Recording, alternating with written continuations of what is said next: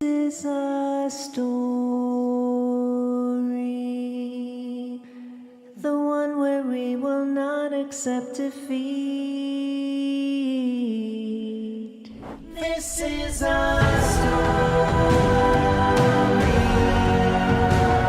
Rebel against destroyers of our peace, and rising up we shout for our rebel cry of hope and victory.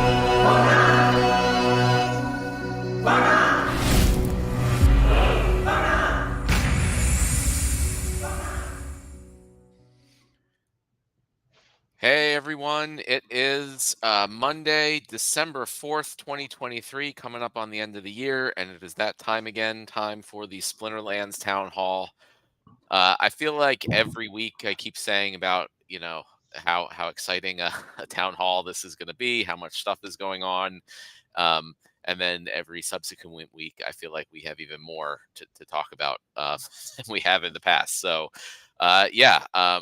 this one, though, the primary focus is going to be on rebellion. We have Call Me Tim on in addition to Nate and Investigator to kind of go through that. I know a lot of the community's been testing it out and kicking the tires on the Mav server, which is great. And that is scheduled to launch tomorrow. So yeah, I mean, unless you've been living under a rock somewhere on Pretoria, there's been a lot going on. But the Rebellion launch is tomorrow. So all the packs that everyone's purchased in the pre-sale last month, you'll be able to open them. You'll be able to get the rewards from the pre-sale. All the new mechanics, the new abilities, the tactics, all that is going live. Untamed is going out of Modern. Conflicts are going to be starting soon afterwards. I think next week or the week after. I don't know. We'll get more details on all that.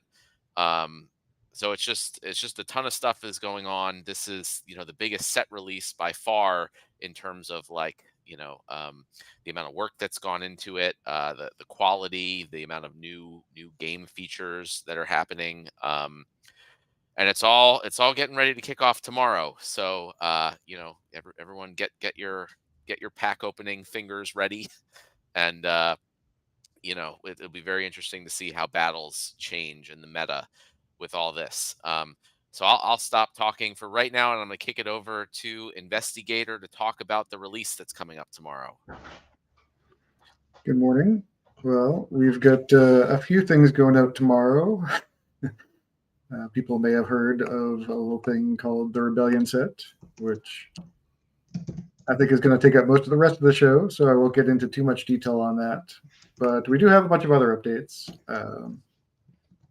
So I guess first I'll touch on things that we hotfixed in the past week that people may have missed. So there was a number of issues that were addressed with the Land 1.5 release. We found that there was an issue where cards that could be sold as part of Peak Monster packages, which has since been fixed, and we delisted any cards that were put up that way. We fixed an issue with Rooney not consistently applying 100% efficiency to their plots. We simplified grain cost calculations for construction costs pretty much across the site. There are a couple places where it's not displaying right on the UI that will go out in patches tomorrow, but all of the back-end math is fixed. Fixed an issue with negative SPS incorrectly displaying on the production overview. You are not owing SPS for mining it. Fixed an issue with being unable to complete work sites due to an incorrect negative grain cost, which ties back to we fixed how the grain cost calculations work. And we added card stake actions to the card transfer history. So if you're looking up cards, you can see all of the stake and unstake actions. For land updates for tomorrow, a lot of bug fixes and some small quality of life stuff.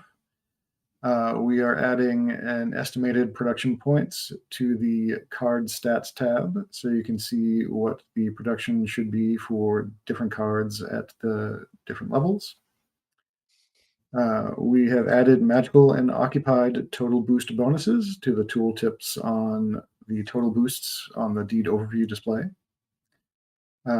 Fixed total boosts not updating on the worksite management display when adding a boost change without also adjusting workers. So if you had a title or totem without changing workers, it wasn't changing the display of what the boost was, though it actually did update it if you saved your changes.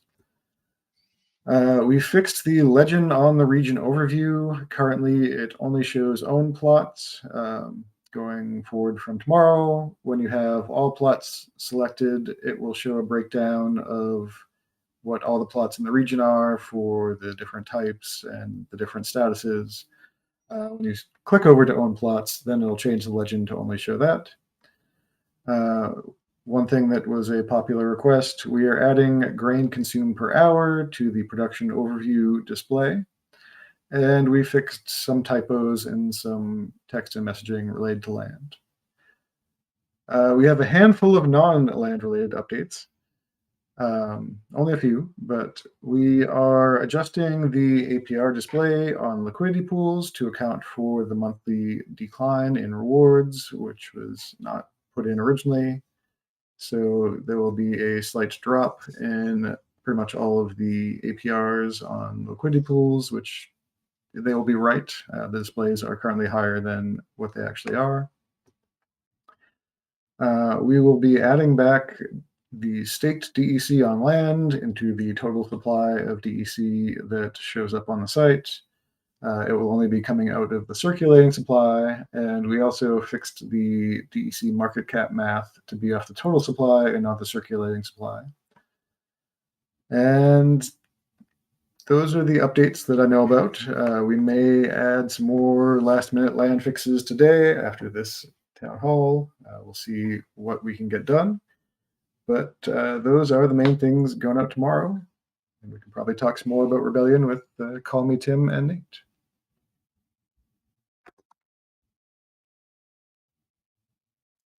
Unless you have any questions on the updates. No, thank you, Investigator. I didn't realize I was on mute there for a second. Yeah, so obviously big update tomorrow, not just from Rebellion, a lot of land stuff going on too, and other miscellaneous things. So appreciate the team, being able to work on that stuff. And so before I kick it over to Call Me Tim and Nate to talk about Rebellion more, I do also want to mention that we are planning to have a Rebellion release party tomorrow in Discord and on stream. I believe it is starting at 12 noon Eastern time, which should be, I think, 1700 UTC time, if my quick time conversions are correct. So please join us for that. And yeah, I'll kick it over to the real people behind the set to talk more about it. Well, I'm glad just to hop on the Rebellion launch party thing. Big shout out to Walking Keith and Gank, who were the gentlemen who thought up the idea and brought it to Rondon and myself. And then we got a lot of influencers and Splinterlands product evangelists who are out there, shouting the good word of Splinterlands, and they're going to be involved in that. And it's great. It's a grassroots, organic type event where we're all going to be involved for 3 hours of hype and party time, where we're going to be able to talk to team members and talk about what's going on with Rebellion, and just get excited about the event. It's starting with the maintenance and then the release, and then immediately afterwards when people get a chance to actually play with the cards live, for realsies. So that's going to be exciting. And I just want to add a little more emphasis to the fact that, hey, be there or be square. It's going to be fun. Sounds like we're going to have 9 content creators, gameplay, pack openings, celebration overall. First hour team members, and then the remainder, I think, with community. Yeah, so it's going to be cool. But having said that, yeah. So I'll leave it. I'll hand off to you.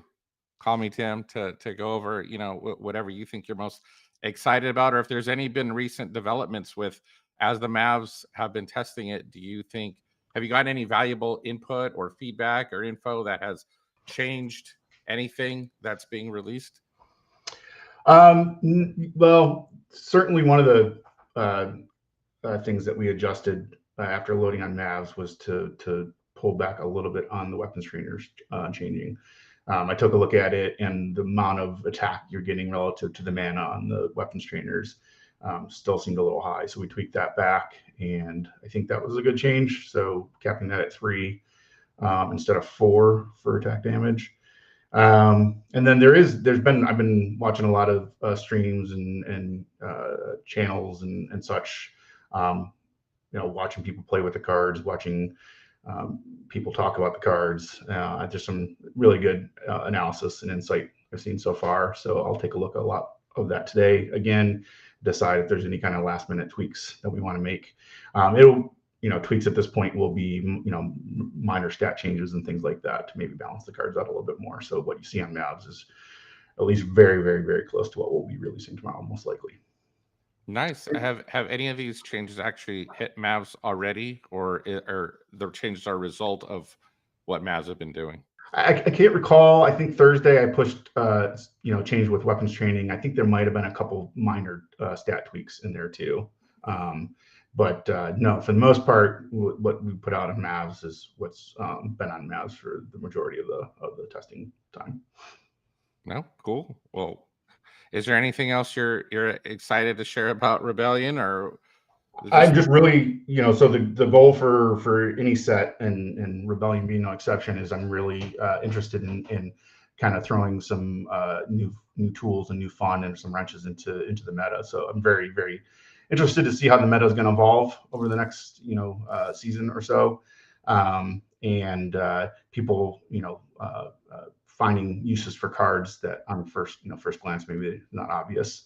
I fully expect people to come up with situations and team builds and stuff for things that we didn't even think about, and that's all going to be fun to see as well. So been working on this for a while. I think it's going to be a great set.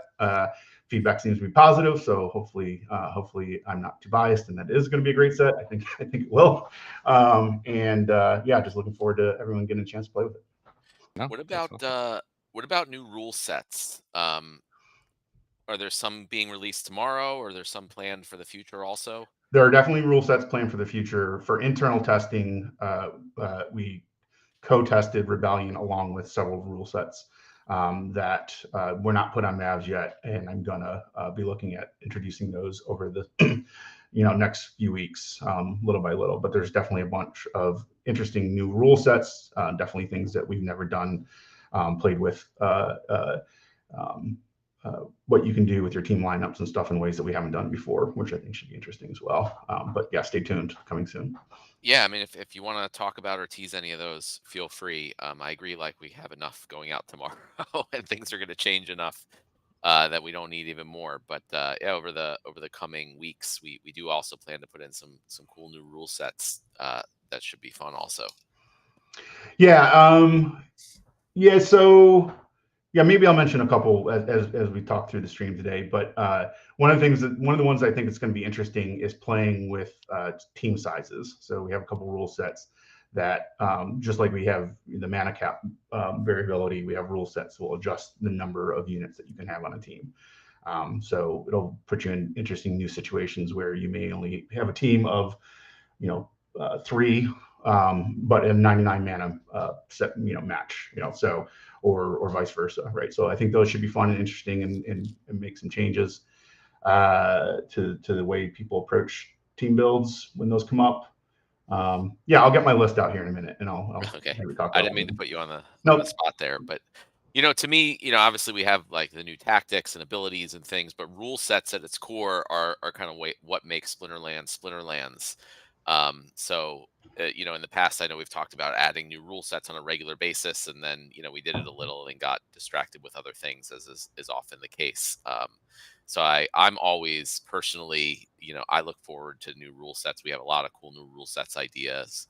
So I think that plus the new cards, the new abilities, and the new tactics are really gonna make it even that much more awesome, which is why I brought it up. I saw there were some comments on the 3-mana summoners, and I know we've talked about that at extreme length with a lot of people Yep.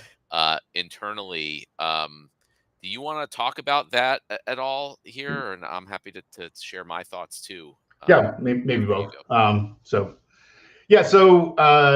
Yeah, I think there's a lot of passionate discussion around the right way to cost the 3-mana, what are currently 3-mana dual element summoners, and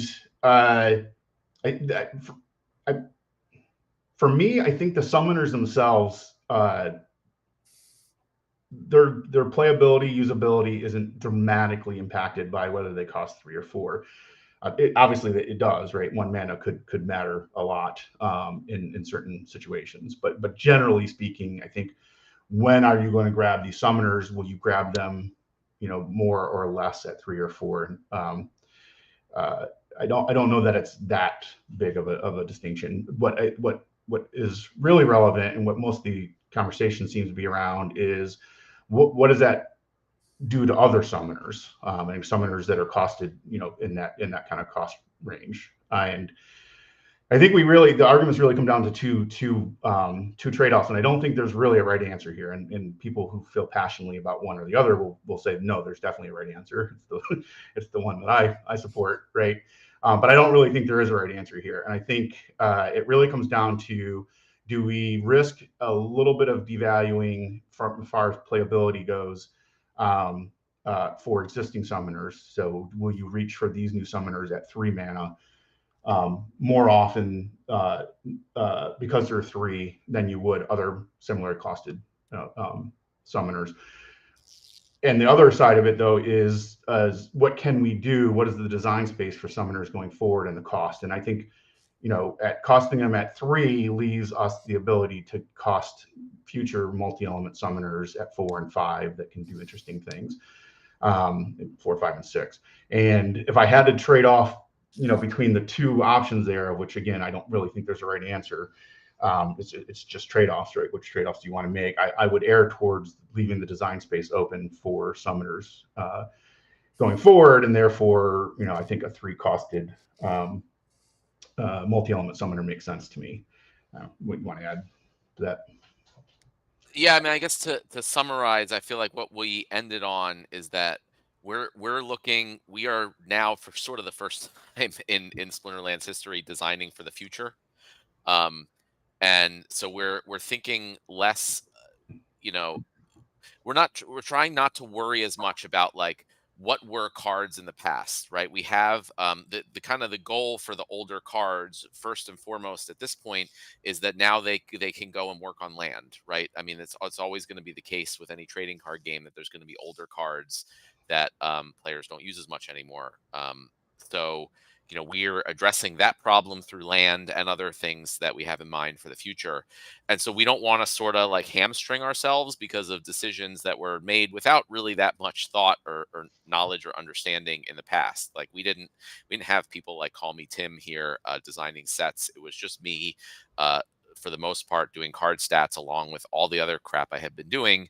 And things were not always priced mana cost or statted the right way, like thinking for the future. So we are kind of in a way starting over from that perspective, and we are always cognizant of past cards. We don't want to just go, we're making new cards that are just flat out going to destroy the old cards.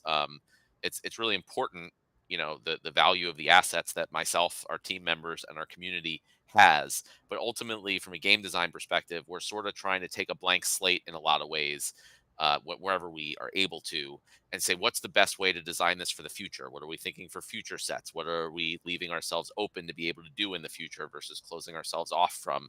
And I think I agree with Call Me Tim that that's the way we want to go.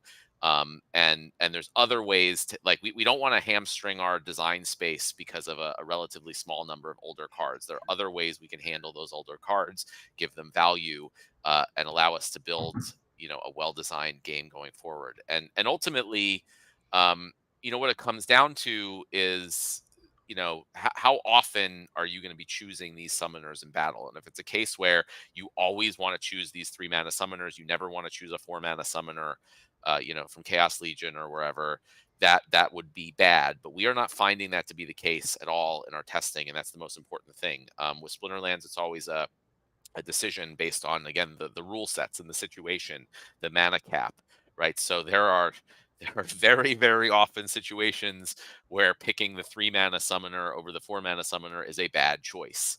And so to me, you know it makes sense to leave them at 3 mana. That means if they are a good choice, and it's sort of like a 50-50 depending upon the rule sets and the situations, that indicates that they are actually costed correctly. It may be bad as for certain older cards, right? Which those may have been costed incorrectly, and more likely that's the case because we had less, thought power and design around those. So the plan is we are planning to go live with the 3-mana summoners. We feel that's the best uh, way to let us build for the future. And if we turn out to be very wrong, right, which could happen, and it's typically, what I find when there are problems like, balance problems or issues, it's typically not with the things you think. So I would expect the things that people are most vocal about now are actually not going to be the things, and there's going to be something else that people didn't realize that's going to potentially cause balance problems. And if that's the case, whatever it is, these things aren't set in stone, which I like to repeat as often as possible. So if there are really issues, we'll adjust as necessary going forward. But that's the thought process behind the 3-mana summoners here, and everything that we're doing is our design space for the future. Um, I think I wanted to touch on conflicts a little bit. I think the plan is that next Monday's town hall or town square. I know it's currently scheduled for, I think the same time, but I think we want to push that and make that an evening one, since we rescheduled this one from evening to earlier in the day. So call me Tim, uh, and others could make it. And I want to push it into the evening, not only just to vary the time frames, but also so Cryptomancer can come on and really delve into the whole conflicts mechanic, because he's the one that's been the main developer behind it. But at a high level, that's also one of the things I'm very excited for, because I never really liked. I mean, I like the whole concept of the airdrop mechanic and encouraging people to buy more packs. But again, like, one of the issues I think we had with Chaos Legion, particularly, is we kept encouraging people to buy packs and buy packs and buy packs when they didn't really need the cards in the packs, right? So it's just like, oh, buy all these extra packs that you don't really need because we had sales, we were giving them away for free, or because you just wanted to get more of the airdrop cards. And then again, we had all these people with all these extra packs, and their goal was just to resell them, right? That was the only purpose of having those packs. And with Rebellion specifically and going forward, I want to make it so that people are only buying packs because they actually need or want the cards in the packs themselves, and it's not just about reselling. And that's where kind of conflicts come in. Um, so it's not just buy a bunch of packs and then you can just go immediately sell them later.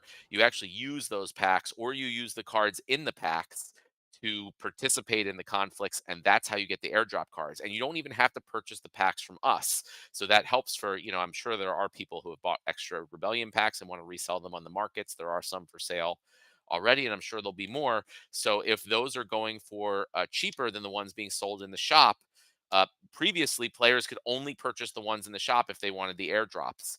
But now players can go and purchase those secondhand packs, and they can stake them. They can open them, or they can stake them unopened on the conflicts to earn those airdrops. So I'm hoping that, like, this is all part of a grand plan for Rebellion, to maintain pack and asset prices and not have people overbuy, beyond what they're actually going to use. And we hope also that these, the focus on the new summoners and the new tactics and all that stuff is going to encourage people to, like, you're going to really hopefully want these cards and need these cards in order to be competitive. So we know most of you have pretty strong Chaos Legion sets, and we want the goal is to have Chaos Legion be an extremely important piece of the meta, right? We want you to have both Chaos Legion and Rebellion. So we don't want people or bots or players or whoever to be able to say, "Yeah, we got enough Chaos Legion cards, we're good." Um, Similarly, we also don't want people to be able to say, "Hey, I got all the Rebellion cards, I'm good." So the goal, the kind of narrow corridor that we're shooting for here is you're going to need both and in significant quantities. And we expect that most people already have the significant quantities of Chaos Legion. And so the goal is to make it so that you're buying Rebellion packs because you want the cards in them. And not only will you be able to use those cards for battles and getting all the benefits from them, you'll also be able to earn the airdrops for them, no matter how you get them. You just buy the cards on the market. That's fine. You don't want to get packs and take your chances. Go buy the cards you want on the market. You can put those in your conflicts and earn the airdrop cards too. And so, that's kind of where this all came from. And I want to give a shout out to Nate because this was all his idea, even if the final thing was a watered down version from the grand plan that he put out there. It all came from him, and in this case, and I think it's awesome, and it really goes along the lines of everything we're trying to do here. Just want to call that out. No, thanks. I'm pretty excited for conflicts as well. I think and like I said before, I think for beyond just the economic, balancing of it all, making sure that we're retaining value is important, obviously. But I'm equally excited about just dipping our toe into the storytelling, making the player feel more involved with what's going on in this fantasy world we built. So that's what's exciting to me about it as well. And hopefully we see more of that application of what conflicts can become other ways and other things. Yeah, and how they at some point will tie into Pretoria and the non-player owned land. We'd like to tie everything in, and we're going to start doing that, in the future. So it's not just going to be there's ranked battles over here, there's land over here, and they're kind of completely separate. Like you kind of see a little hint of some of the crossover in the white paper releases that have been happening for Land 2.0. But we want ranked battles are going to, hopefully start taking place in Pretoria. There's going to be, different things in different areas of land that are, conflicts will happen at certain areas and times and, be part of this bigger war. And so land and ranked battles are all going to be part of one big, hopefully cohesive game system, which is what we're really going for. But one thing at a time. We had to focus on getting Rebellion out, getting Land 1.5 out, getting Land 2.0 going. And as we're doing that now, part of our roadmap for next year will be how we can intertwine the two and make them all kind of work together.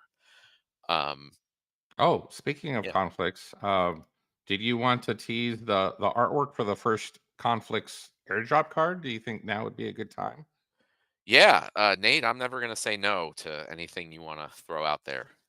So if you guys want to get the stats, then you better show up next Monday as we talk to Cryptomancer and those involved with actually developing conflicts and all that stuff. But if you want to tease at the artwork so you can speculate, call me Tim. Thought it was a great idea to just like let you guys wonder, I wonder what the stats and abilities for that's going to be. I present to you, the very first conflicts airdrop character. His name is Rage. He is a massive, ginormous dragon, which Call Me Tim has made the highest cost mana card in the entire game to date, which is a whopping, correct me if I'm wrong, Call Me Tim, 16 mana character. So you can expect him to be a full out beast. Yeah, that's correct. And I'm very curious to see any speculation as to what this guy may look like. And I'm fairly confident no one's going to guess. So have fun trying to guess. I don't know either, actually, so I might get in on the guessing at some point. I actually enjoy, being more of a like community member role in these things where we have other people on the team who are really taking the lead and doing all this stuff. So I'm there with the community most of the times when we talk about this stuff where I haven't seen. I don't know what the stats are going to be. I get to speculate along with everybody else, and I like that. So that's part of I don't know if I've specifically said this. I know I've expressed my appreciation for the things you guys are doing and taking off my plate, but this is one of the, it's not just about having less work. It's about getting to experience the game as a player, which is why, we made the game initially. It's the game that I want to play. And it's been frustrating at times that I don't get to experience as a normal player, being the one creating it for the most part. And now I get to get back to that. And it also helps. It helps from design and high level planning and thinking. Being in the weeds and you kind of knowing everything ahead of time. Um, gets you in a different mindset than the typical player mindset. So it's helpful for me to be able to take a step back. So again, I appreciate what you guys have been able to come in and do here. No, it's funny you should say that, because I'll be neck deep, I'll be working, or I'll be hitting my head against the wall, or I'll just feel mentally exhausted sometimes during the day. And I'll take you know what? I need a quick break, or my watch is telling me, stand up. Like, what's it say? Stand up like once an hour. Like, okay, fine, stand up. So I'll stand up, but then I'll sit down and be like, you know what? My energy's at 50.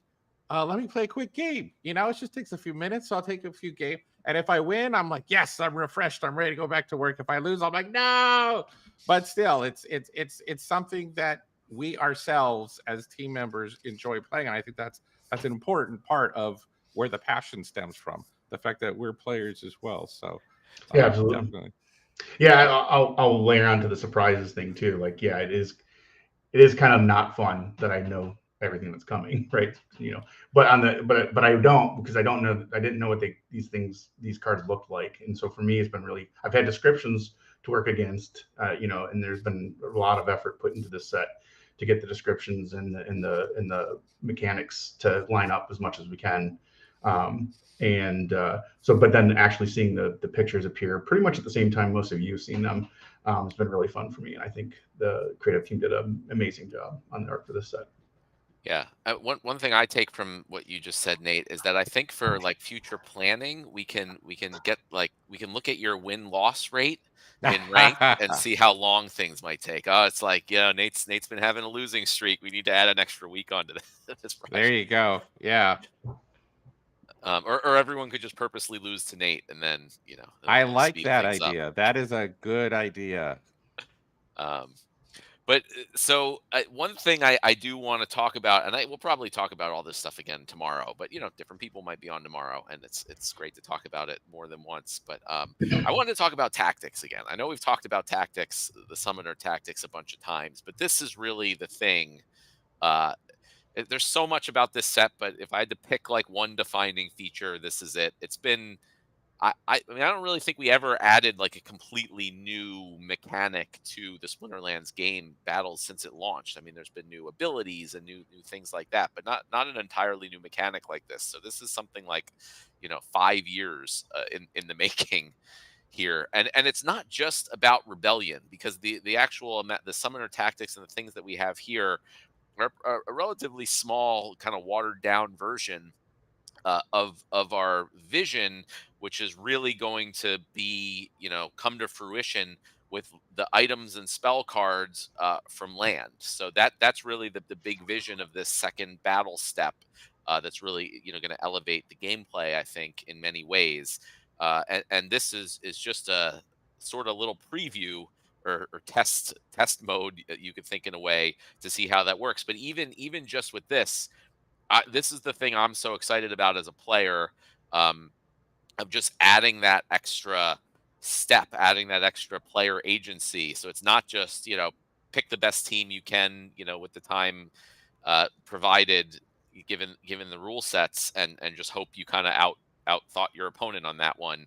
But now there's another step where you have to apply basically your knowledge of like the battlefield, right? The rules of the game. How well can you estimate how it's going to play out and then make a call on that? So what do you guys think? So yeah, I think. Oh yeah, it's very exciting. Yeah, I think we're just scratching the surface of what we can do with tactics. Mechanically, we tested a lot of different concepts, and what we can do with it is a real game changer as far as the decisions we can put in front of you as players, in front of us, because as already mentioned, we're players too. It I think it started organically, and like one of the main objectives for designing Rebellion and future sets is been around agency. And since so much of the agency comes for players, up to the battle starts, right? Then the battles, your agency is largely removed once the battle begins, or is removed once the battle begins. Your positioning should matter. So we try to do abilities that really care about positioning, like Lookout and Corrosive Ward and such, right? And we'll play with more of those in the future, I'm sure. Ambush is about agency. It's thinking about what could I do if I were able to get in there and attack first. And tactics is just that, personified, I think, right? So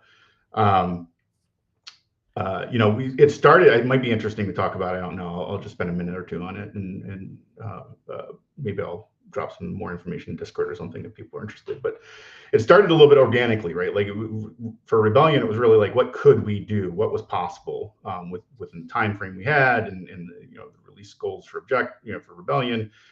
What could we do? How far could we push down the agency path? And it started as something far less interesting. Although interesting, it was still would have been interesting, I think, if we had released it, but far less interesting, where your choices were made at team creation, right at team creation time while you're in the team creation. So there was no second stage. You would pick a summoner. That summoner might have a choice around targeting. You would target, and then if you targeted your opponent, it would always be blind because you don't have the second stage. And Matt pushed me and said, "Hey, this is awesome, but and others, but could we actually make that non-blind choice? And what would that look like? And how could we interject this new step?" And so a lot of it was experimenting. What could we do? A lot of prototyping done to just explore what was possible.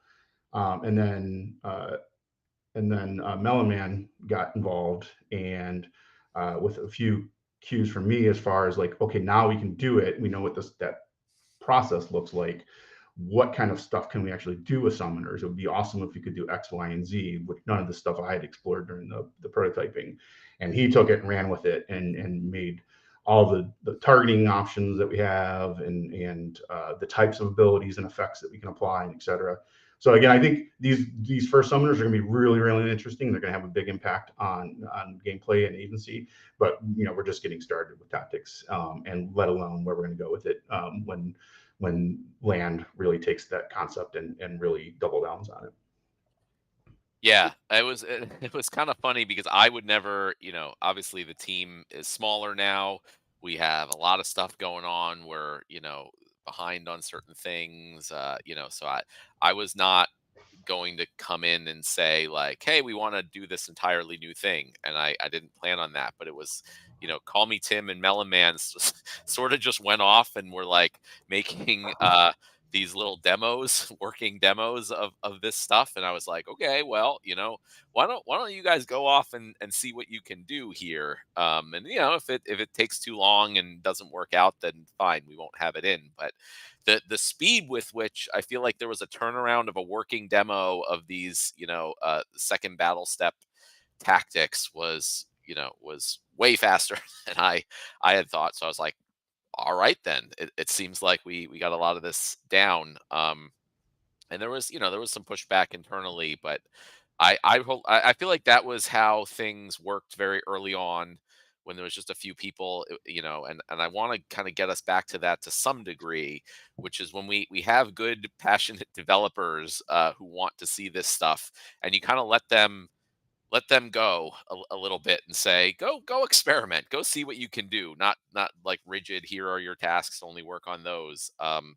Good stuff comes out of it, and I think that's what you're seeing with the tactics. And I was not only super excited about it just because of how interesting and fun it will make gameplay, beyond what we already had, but it's because I've been, as I'm sure most of just so heads down with Land.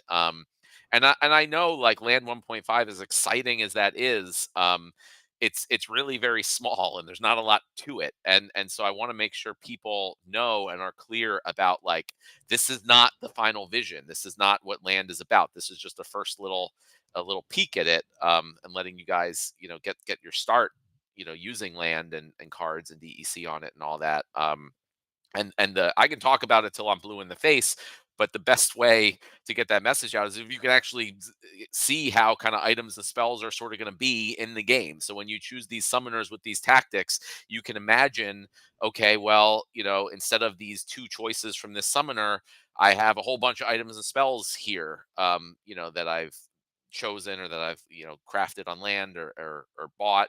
And so you get all sorts of different choices about what you'll be able to do, and they'll have different mana costs, and you'll have a certain amount of mana available for items and spells, and so it'll be a real you'll be able to, I think, really get a feel for, wow, how much items and spells are going to change the game and how important they're going to be, and then hopefully you'll remember there's only one way to get them.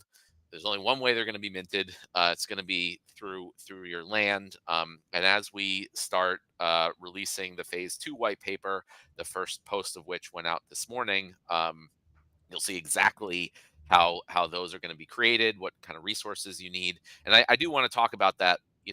I don't want this to be an entirely Rebellion town hall. I know a lot of people have some land stuff they want to talk about. But this is all why I'm so excited that Call Me Tim and Melon Man and the creative team and everybody was able to make these tactics happen now, because it really, I think, is going to go a long way to showing people the real value behind land and getting your head start. So there's only a little bit you can do in phase 1.5, and it might be kind of annoying, as we, for people who have regions, as I can attest. And as we work out, some of the features and bugs and UI issues. But you can see the light at the end of the tunnel, and starting tomorrow, you'll really be able to get to see the impact that land and the cards it produces is going to have on this game.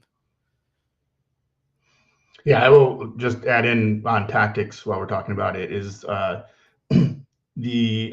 some of the things that may not even be obvious with tactics yet, even for people that have been playing on Mavs, right? Like all the targeting allows for some clever play, that may not be obvious on the surface, and a lot of that I want people to explore and find on their own. But I will just mention that all targets are eligible to be split across either team in any way you want, right? Like, so if you have two targets, you can target two creatures on your team, 2 units on your opponent's team, one on yours, one on your opponent's.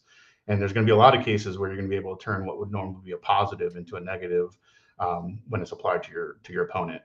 So I'm looking forward to people discovering those, not just with these initial summoners, but again with summoners and to come. And again, even more design space when we look at items and spells beyond that.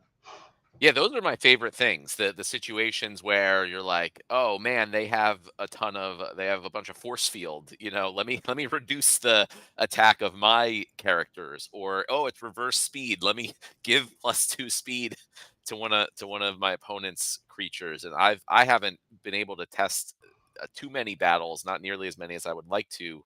But there have been some situations where that kind of stuff has come up, and like that to me is kind of what makes trading card games fun, is when you use things in an unexpected or opposite of how they were intended way. And that's what these games are all about, and that's where the skill comes into these games. And like I said, these first summoner tactics are really just going to scratch the surface of what we intend to do over the coming years and releases. So again, don't just think, okay, this is cool, but this is it. It's not that much. It's kind of boring. Like, this is just a little, just like Lamb 1.5. It's just a little taste of all it just opens up a huge game design space that we're just starting to explore. Um, and that's what it's given me a lot of excitement generally about the future of Splinterlands, because I have in the past you know been a little down on it, being like, okay, I've spent so many times playing so many battles and picking my teams and the rule sets and whatever, and I'm worried that I've been worried that that's just not enough, right? And this is the next thing. This is what brings back the fun for people, hopefully, who have played thousands and thousands of battles.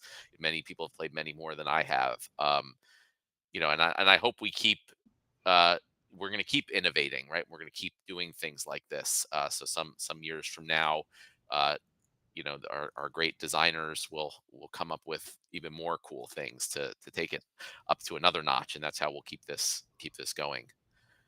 Yeah. I think what you just said, like even the small taste, even though it's just a small taste, I think that small taste is enough to make the player feel more invested in the outcome. And as a result of that, are more likely to watch the battles. I mean, like so many people might just like, it's draft mode. I just throw it out. Either I win or lose. It's a toss of the coin. I'll just keep going. But now you're a little more invested. Now you took that extra stage to just like identify what they're doing. They're seeing what you're doing. You kind of really want to know now, like, how did this play out? And now you're more likely to watch the battle from beginning to end. And as you're watching it, creative is right there, hoping to raise the production value. We mentioned Melon Man earlier. I've been not hopefully I haven't been harassing him, but I'll send him DMs like, hey, here's a new animation. Here's a new animation. He's like, whoa, like I'm kind of just trying to get it launched. I'm like, yeah, no problem, but I want you to have it so that we could just hit the ground running and continue to increase the production quality. So all these little static images that people see on the arena and the battles, we're hoping to breathe life into all of it. So that not only are you more invested in watching the outcome because you have that extra tactic stage, but now you're like, whoa, this looks amazing. This is great. This is exciting. It's immersive. I want to go share this to social media. I want other people to see this, to see my great win in all its glory. So I don't know. Just it's not happening like tomorrow, but I see it happening before my eyes. I think we all can. Splinterlands is by leaps and bounds getting better and better and better. I think 2024 is going to be pretty spectacular in that regard. And the graphics and user interface changes are much easier to do even after the release than other changes. Obviously, they don't affect card stats or things people bought or have much, as much programming and stuff behind them. So definitely, what we release tomorrow, I do not expect will be the final UI and visuals that we're going to be having, and that's just something I feel like we're going to be constantly working on here and there and updating as we go. So yeah, look forward for that to just keep improving. Yeah, and even mechanically speaking, like I really want to try to get as much, balancing changes and adjustments prior to launch. But we are pushing the game in new directions, a little outside the box from what we've done before. And I really, if like Matt said, we'll keep a close eye on the first couple seasons, certainly, and beyond. And if we need to make some tweaks to balancing, we'll do so. From watching tournaments, watching play, people are obviously still learning the cards. So, full season will bring more visibility into how the cards are being utilized and such. But looking at it so far and looking at feedback from players and such, hopefully we've got things pretty well balanced for the most part. So I don't expect there to be significant changes that would need to be made, but we will be watching it and keeping an eye on it, and we'll make changes if need to. Yeah, absolutely. So is there anything else on Rebellion you guys wanted to touch on before we kind of maybe jump into questions or do a little land talk? Yeah, I mean, there's plenty of talk for land, but before we do, I will share this. For those of you who saw the intro to the town hall, that's our kind of like our rebellion teaser trailer. We'll share it one more time on the launch party tomorrow, and then eventually it'll end up on YouTube so that you guys can enjoy it whenever you want to. But part of that trailer, we had a little snippet which I will share with you as a wallpaper.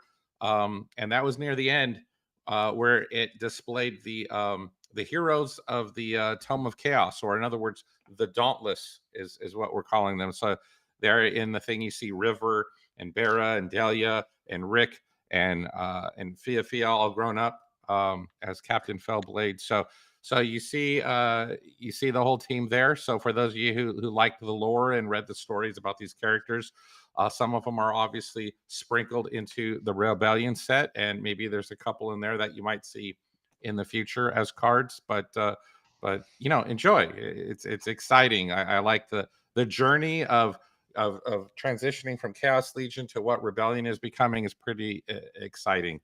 So there you Yeah, go. I mean, huge shout out. I should have said this earlier for that whole new trailer video. I hadn't seen it before, and didn't even know it was coming. It's awesome, So kudos again to Nate and the creative team there, who like most uh, teams here has taken cuts recently, but they still manage to come out with this stuff.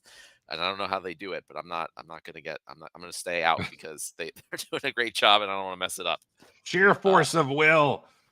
Yeah, for sure. No, it's every day the creative team comes to work and it's just exciting and amazing. And every time we're in a meeting discussing, like, whether it's the trailer and the presentation of that, or the character cards, or the card frames, or the battles and the backgrounds for the arena, or all the other stuff, it's like, it hardly feels like work. Everyone is so excited. Everyone is just so strongly passionate about what it is that we're doing, that it's just fun. It's great. It's just much fun as playing the game itself. So it's awesome.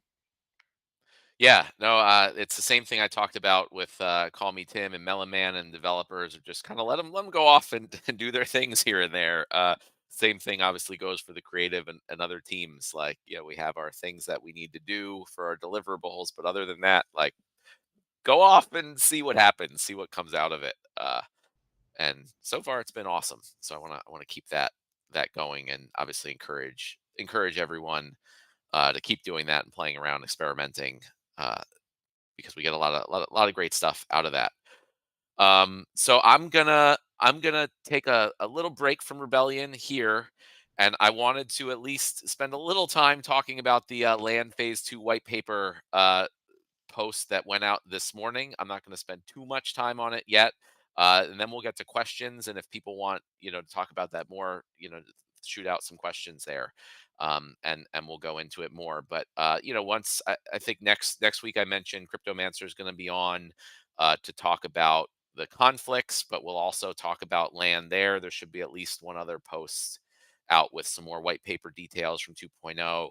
And I think then from then on, a lot of the discussion in the town halls in general will be focused around land. So I know everyone's excited for it, and we have a lot going on there now. But I'm only going to take a little piece of time. So this morning, if you haven't already seen it, the first piece of the Land Phase 2 white paper was released on the Splinterlands blog. This release contained only one single graphic from the white paper, but I believe that is actually the most important graphic from the whole thing. And if you had to only see one piece of the entire white paper, that would probably be it. It came out of initially I was writing all this stuff in paragraph format, and as a few other people were kind of reading it, it was extremely hard to get an idea of like how all this fit together. So you read about this resource in this building and what it does, but it was just extremely difficult to put together a big mental overview, even for me as I was building it out, of like, how does all this stuff play in together? And so I was like, we need a visual for this. And I spent a lot of time in like a very basic flow charting tool to put something together. And then I gave it to Nate, on very short notice, as always. And I said, you probably don't want me releasing this version. It doesn't look very nice. So Nate came up with, and the creative team came up with what you saw released today. Which is, just hundreds of times better than what I did, which is to be expected. Although, for me, I thought that, what I put together wasn't so horrible. But there's different levels of good. It's all relative. Um, so I don't want to get into all the details. I could probably talk about this for hours. But one thing I do want to mention is some feedback that's come up from the community, from people internally. And I think it shows that there's some lack of understanding about what we're going for here with the land expansion to in some way. And some of the feedback that I've gotten is things like, uh oh man, I want to do research, but I don't have a castle or keep to get the trifoil runes, or I just want to be a land player, and I'm not going to be in a guild, so I'm not going to be able to get mana crystals, and I won't be able to do item and spell production or all this stuff. Like if I don't do this thing, I'm not going to be able to produce XYZ resource or whatever it is. And that is exactly 100% the point, right? And that's what we're trying to do here. We're trying to make a very big and complex economy where people cannot themselves, maybe other than a very select few, um, do everything. And it's just hopefully not even going to make sense to try to do everything. And that sort of dovetails into how real life businesses operate. So I don't know. It's not like someone says, I want to open a pizza shop, right? Make pizza for people. But, oh man, it stinks. I have to farm my own grain and mill it into dough and grow my own tomatoes and, you know, uh, raise animals for pepperoni or whatever it is. Like that's not how it works. You want to make a pizza shop, you buy all those, you have all your inputs, resources, and you buy them all from people who have other businesses, from farmers, and whatever it is that you need. You don't build your own pizza oven, you buy it from the pizza oven company. And then you produce a finished product, and you sell that for more than the sum of the parts going in. And that's how I envision land. So yeah, we'll have a lot of people. um you know most everyone is going to have to focus, right? So you're going to have to pick, even if you have a whole region. Typically, since regions focus around certain types of land that will produce certain resources, it's just not going to make sense to try to do everything. And you're going to kind of need everything at some point. You see there's elixir from providing liquidity, and magical resources and essences that just goes into making food for your workers, right? And so most people are you might just pick something. If you only have a few plots, you might be like, okay, well, I am going to focus on the sawmills, right? So my thing is I am going to convert wood into lumber. And that's your focus. And part of the game of land is figuring out where to focus, what land I have, what it's what resources it makes, what it's good for, where are the inefficiencies in the system, right, that I can exploit with what I have to gain an edge. Um, and then we're going to try to make it as much as a free market system as possible. So the idea is, if people are saying, oh, in 1.5 there's already so much grain and everyone's making tons of grain and grain's going to be a worthless resource. Well, if grain's is a worthless resource because there's so much of it, then people are probably going to stop farming on their plots, right? And as you can see from the graphic in the post, there's going to be a whole host of other things you can do on your plots if grain is not worth it for you. So if that happens and people stop farming, oh yeah, thanks for throwing up the graphic there, Ron. If people stop farming, then grain is going to be more scarce, right? And the value is going to go up, and it might get to a point where it's harder to get grain, and then people say, "Crap, I got to go back and start farming again." And there's going to be ways, which we'll get to in as we get to more releases from the white paper, that people will be able to repurpose their buildings. So it's not like I built a farm on my land and I spent a bunch on it and that's that, I can't ever change it. No, the whole idea is going to be active management. So if you have a bunch of farms and you're producing grain, and that goes well for a while until grain it gets overproduced, you will be able to switch, and you'll be able to see, what, wait a minute, there's not a lot of liquidity for, people are starting to make whatever it is. People are starting to make a lot of uh, foods now, elemental foods or stones or whatever, and there's not a lot of liquidity for that on the market. So people need a lot of those things, and they're not able to get it. You could just build storage. I imagine there's going to be people who literally don't produce anything on their plots. They just buy up a bunch of resources and build storage units and store resources in them, and provide liquidity, and they earn elixir, in addition to DEC rewards from the liquidity fees. So that's a perfectly viable like business plan for land is don't even produce a darn thing. Just store stuff and provide liquidity for people on the markets. And it's, planned to be set up in such a way where kind of everything is going to go through the markets. And since people won't be able to produce everything themselves, they're going to have to go on the market. So if you want to do research, you're big into research and you don't have any castles or keeps, no problem. You buy your trifoil runes on the market, and you sell your research on the market. Well, research not on the market because that's not a tradable token, but everything else. If you wanna build sawmills, but you don't have any logging camps, then no problem. You buy the wood on the markets. Um, so that's like the idea. That's a feature, not a bug. Um, and I hope this flow chart kind of gives an idea to everyone that that's like you're not going to be able to do everything, and instead of trying to do everything, which I don't think is going to work out well. I can't always predict the future of these things, but try to actually figure out where you think it's best to focus. And that may change over time. So you gotta actively see how is it going. What are the prices and the availability of certain things, and do I change my focus? And that's the game of land. That's what the game is, right? That's what makes it fun. That's what makes it interesting. It's not just build some basic things, set it and forget it, and click harvest, once a week. It's actually following this whole very intricate economy and making choices based on what you have available to you.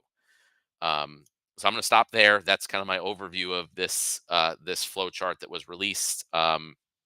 And what we're doing, we'll get much more into it as more parts of the white paper are released and we get more details. Um, but now it's been an hour, so I want to head over to questions. Before we get to questions in the chat, though, we have the pre-sorted questions that I've been sent here. If you want to throw those up on the screen for everyone, Ron, we'll do that. I also, you know, I know we stream this on YouTube and Twitch, and we kind of haven't gone to those as much as Discord in the past, but Ron was also nice enough to put up the chat streams from those so I can see them. So we definitely do want to take some questions from those streams as best we can. I can't really control like the scrolling through it. So Ron, I guess if you can like note some questions once we get to that portion here, and just jump in and let me know. I'll jump back and forth between Discord and questions on other channels. But we do want to encourage people to watch from whatever channel they prefer and be able to participate that way. All right, pre-sorted questions. Let me get those up here. Roadmap question: is there a development roadmap for 2024? Will the development of burning DEC so that soulbound cards can work on land be prioritized first? There is not a finalized roadmap yet for 2024. Once Rebellion is out and land is good, that's what we're going to focus on for kind of the end of December, early January. So I'd look for that to come out maybe late January or so. Our 2024 roadmap with more details. Burning DEC for the soulbound cards. I don't know if it's going to be first, but it is going to be at the top of the list, or near the top of the list at the very least. Question about proposals: can we slow down on proposals and give them more thought and quality? Yeah, I agree. And that's not for me. I'm not the one making the proposals, but that's something that the community can work with Clay on. And again, this is all a learning experience. So we kind of see what works and what doesn't. I do agree that there were kind of a lot of proposals thrown out a bit rapid fire. And maybe it'd be better to slow those down a little bit, although some of them were small. So it depends. Question on Rooney and land: in a previous town hall around the time the 1.5 white paper was released, someone answered that Rooney would be an exception, that they'd be playable when working on land, but that's not how it's working now.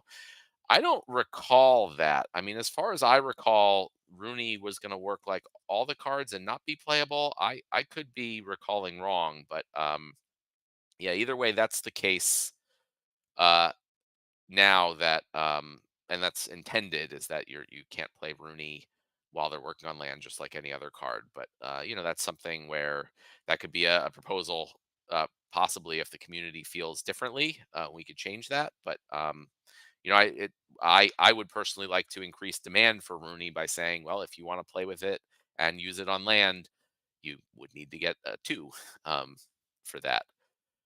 Let's see, where were we? Conflicts. Will it be possible to lock the rebellion cards while they are staked in the conflicts? That's a good. Would be a question for Cryptomancer. I would think that you should be able to. I mean, we always want to encourage people to be able to lock cards, and I don't think locking should change anything about them being staked on conflicts. But yeah, like I said, Cryptomancer will be on next week, and so that'll be a good question for him. Last I talked to him, I think that was the case, because we were going over layout design, and he had the little mage wagon in a different column than the normal locking, and I was like, why is that? Oh, because apparently when you unstake a rebellion card off of conflicts, it's instantaneous. There's no cooldown or whatever. He says we want to give people the option to click that lock separately from, and so we put it in a different column. And so I think that, yes, I think the answer is yes. But yeah, he can confirm that on next Monday. Yeah, that sounds good. Thanks, Nate. Marketing question: giving video content creators card alpha with the Rebellion series was an excellent move. I think props to Nate on that one also. That idea didn't come from me, at least. Um, will the team continue down this route? Have any of the team recently given interviews with Asian-based Splinterlands video content creators? I'm not aware of any Asian-based video content creators that we've done interviews with recently. But at a high level, yeah, I 100% want to continue down that route. I thought it was great. Also, I want to give lots more stuff to the content creators that we work with to release. Um, and generally, I know that's an area we're lacking on. I feel like I've talked about this a number of times. That's going to be not part of the development roadmap for 2024, but like a company priority roadmap is, I want to figure out a really good marketing strategy that we can implement and hopefully have the resources to do. And I've started, kind of reaching out to some people that might be able to help with that. But yeah, I really want to, I want to kick up our marketing, and I want to do it, well, and I want to do it smart, not just like go out there and just start talking about it random places. I want to figure out the best bang for our buck when we do it, and I also want to do it in conjunction with updates to the game itself, the new player experience, all that stuff, so we can kind of capitalize more effectively when we bring people in. So that's going to be part of our roadmap for next year. 100%. Rebellion pre-sale DEC question: how much of the DEC that was allocated by the company from Rebellion pre-sale has already been converted to other currencies? That's a good question. Off the top of my head, I would say maybe as much as half, 40 to 50% so far. And so people know we don't go on the market and dump DEC. We never do that. So we don't sell DEC on the market. But when people purchase purchase things with credits, either cards on the peer-to-peer market or rebellion packs or anything, um, we pay out. The Splinterlands company pays out the DEC to the seller or to the DAO in the case of rebellion packs. So we're sort of constantly a seller of DEC through that mechanism. So people pay us with PayPal or Bitcoin or Ether or whatever it is for credits, and then when they spend those credits, we pay out the DEC if they bought a card on the market or something. So that's how we convert our DEC to other tokens.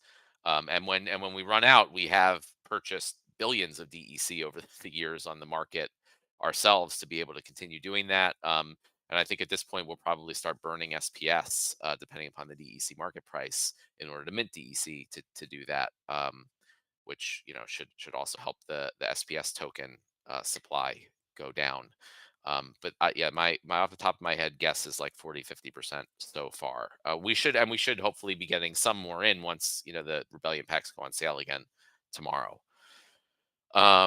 Some land questions. Can we get a thorough discussion here about harvesting and the impact on totem fragments?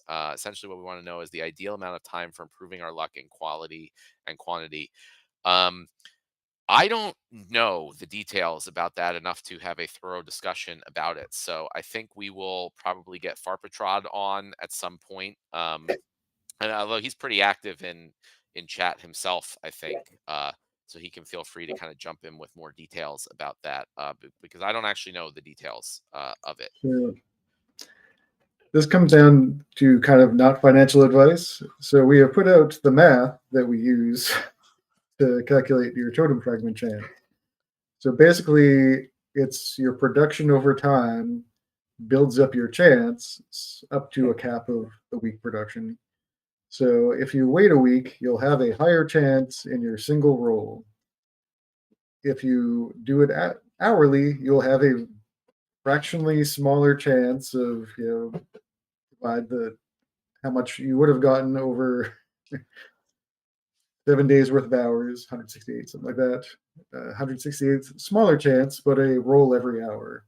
So which one you want to do is up to you. Which one is better, we will leave to mathematicians in Discord to discuss. But mathematically, there should be no advantage by either way. It's more of a superstition thing, or Yeah. what you want to do. Okay, so there you go. I didn't realize. Thank you, Investigator, for jumping in on that. So I guess if there's more questions on that, we can take them during the community question time. But that's what my thought was, that there should be no actual mathematical benefit to claiming earlier rather than later, or vice versa, as far as totems go.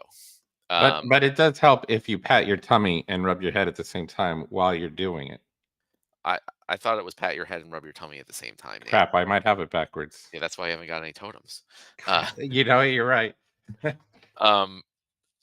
Next question from Land. Are we getting our prefix titles for land soon? Could you also please remind us of the benefits the titles provide?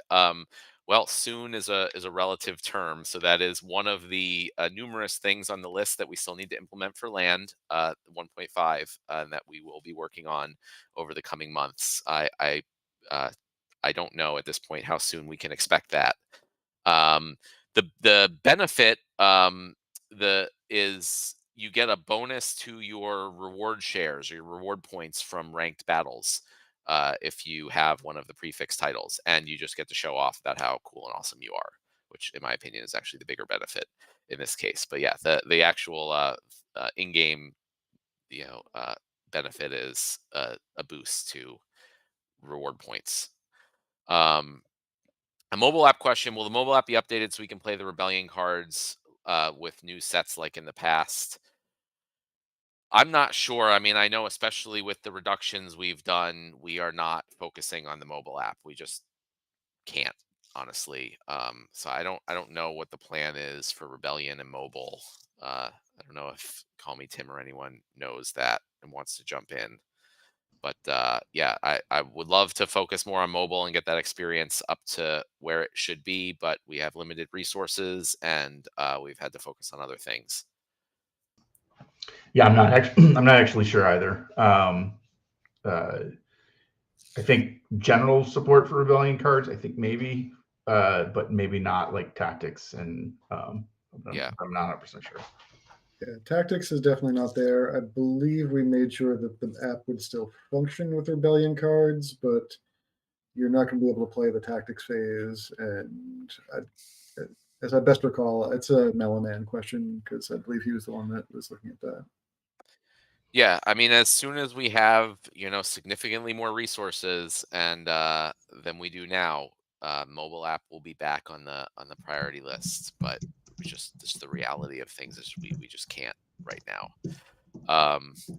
Soulkeep question: Can I take 30 minutes out of my schedule this month to record and post a screen recording of the current state of Soulkeep, including opening packs, combining cards, using them in the game, applying staked SPS to the game, earning SPS and other rewards?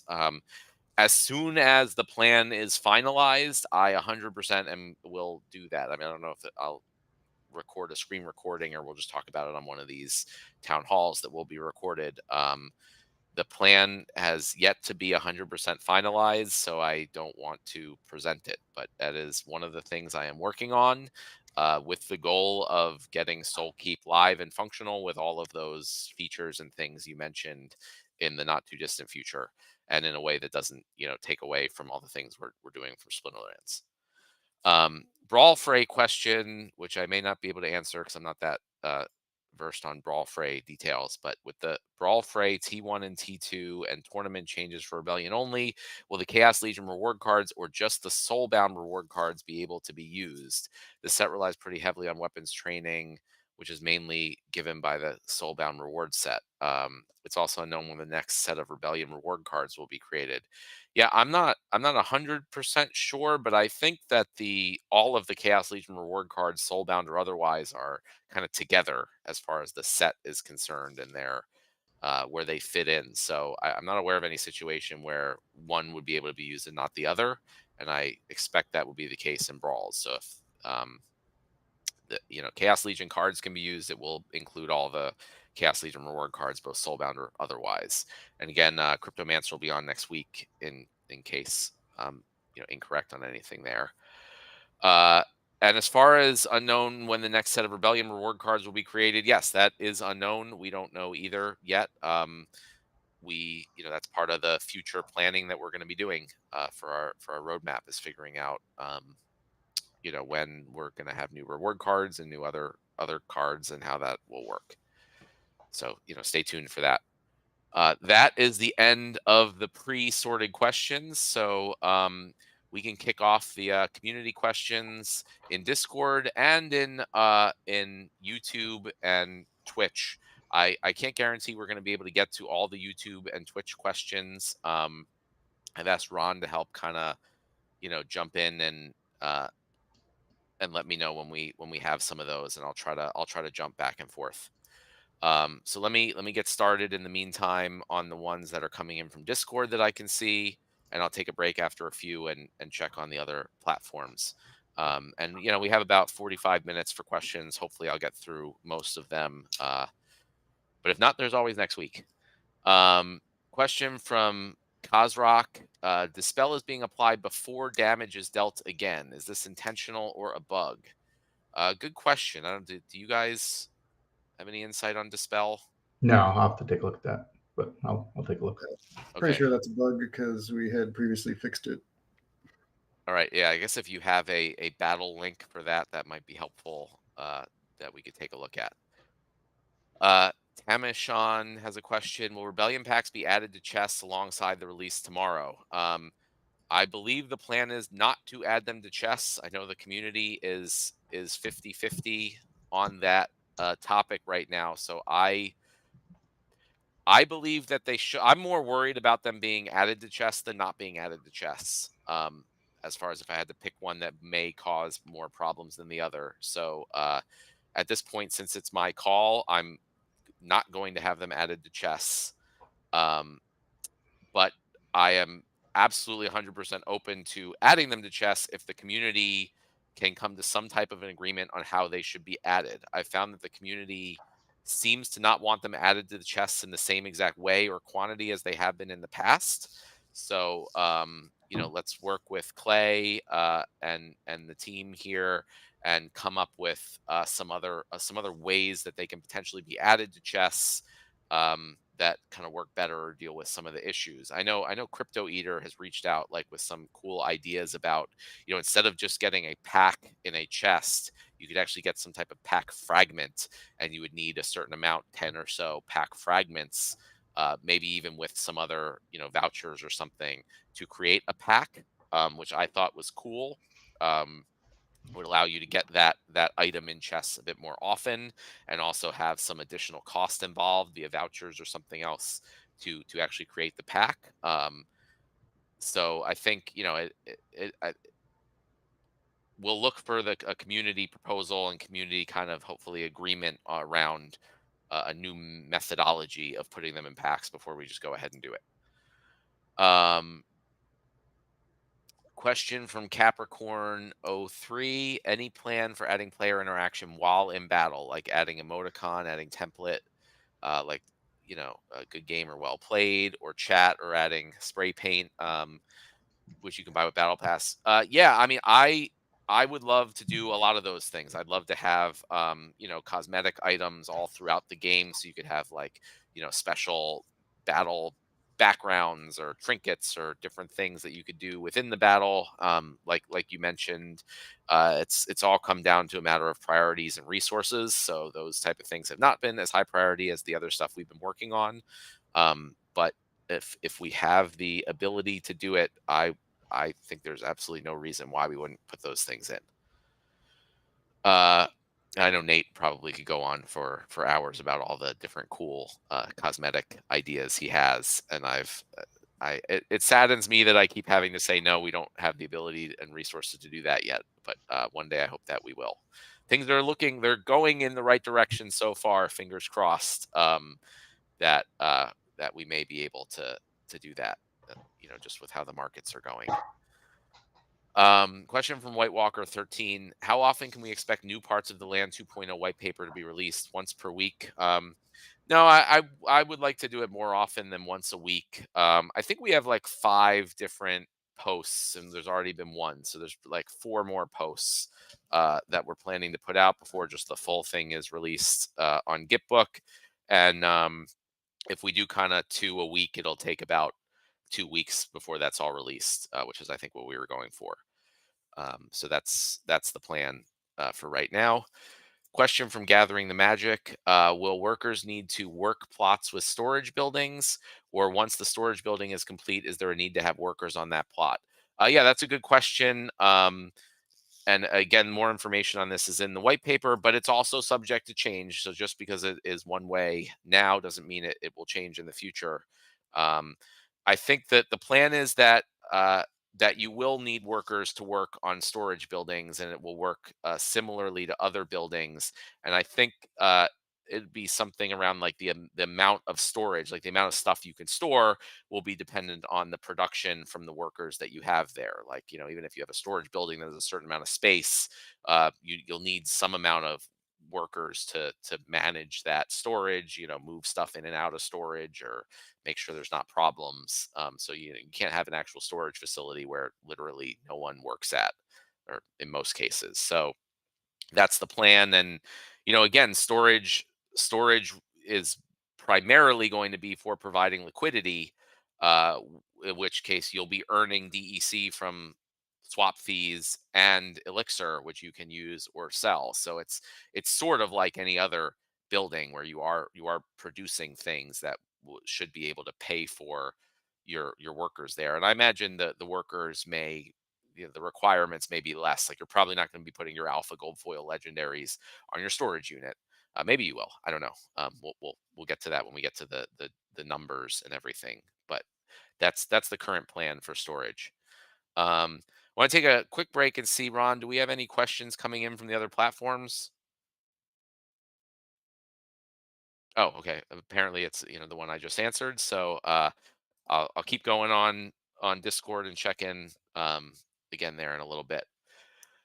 Question from Vugtis. As I said in the past, I think Keep and Castle are currently underwhelming for something that only has 1,500 and 150 in circulation respectively. Keep and Castle shouldn't be something that's just a math like how it is currently. Keep is roughly equal to 5 plots and Castle equal to 20 plots, excluding boost and totem fragment collection. So I'm hoping in Land 2.0 this will change, where Keep and Castle is something that's more specific, exclusive use case. So is there anything like that planned for Land 2.0? Yeah, I mean, in the flowchart that was released this morning, the keeps and castles are the only way you can produce the trifoil rune resource. So that is the one that's going to be specific for keeps and castles, and you are going to need that in order to continue creating research or doing research. So the researchers are going to actually be researching these trifoil runes that are found in the keeps and castles. In order to figure out how to reconstruct these ancient ruins and unlock the secret of Praetoria. So that's the specific thing that is exclusive to castles and keeps. But I do generally agree they are quite underwhelming, in my opinion, in 1.5.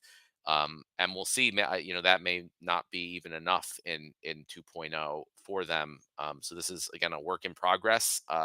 The intent is for castles and keeps to be, they are one of the most rare things in land, and they should act as such. And there's opportunities also for these other things, like when conflicts end up being part of land, or boss fights, or all these other parts of the game interfacing with land. Castles and keeps may play a role in those as well.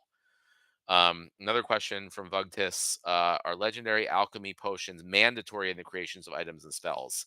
Will this make those potions unlockable for trading? Since the only way to get the potions without purchasing it from the market is from ranked play, it'll be a limiting factor for one player with a huge land ownership. It feels like we're forced to purchase from market if we want them. And in the other sense, this promotes multi-accounting to get those potions from ranked. Thoughts?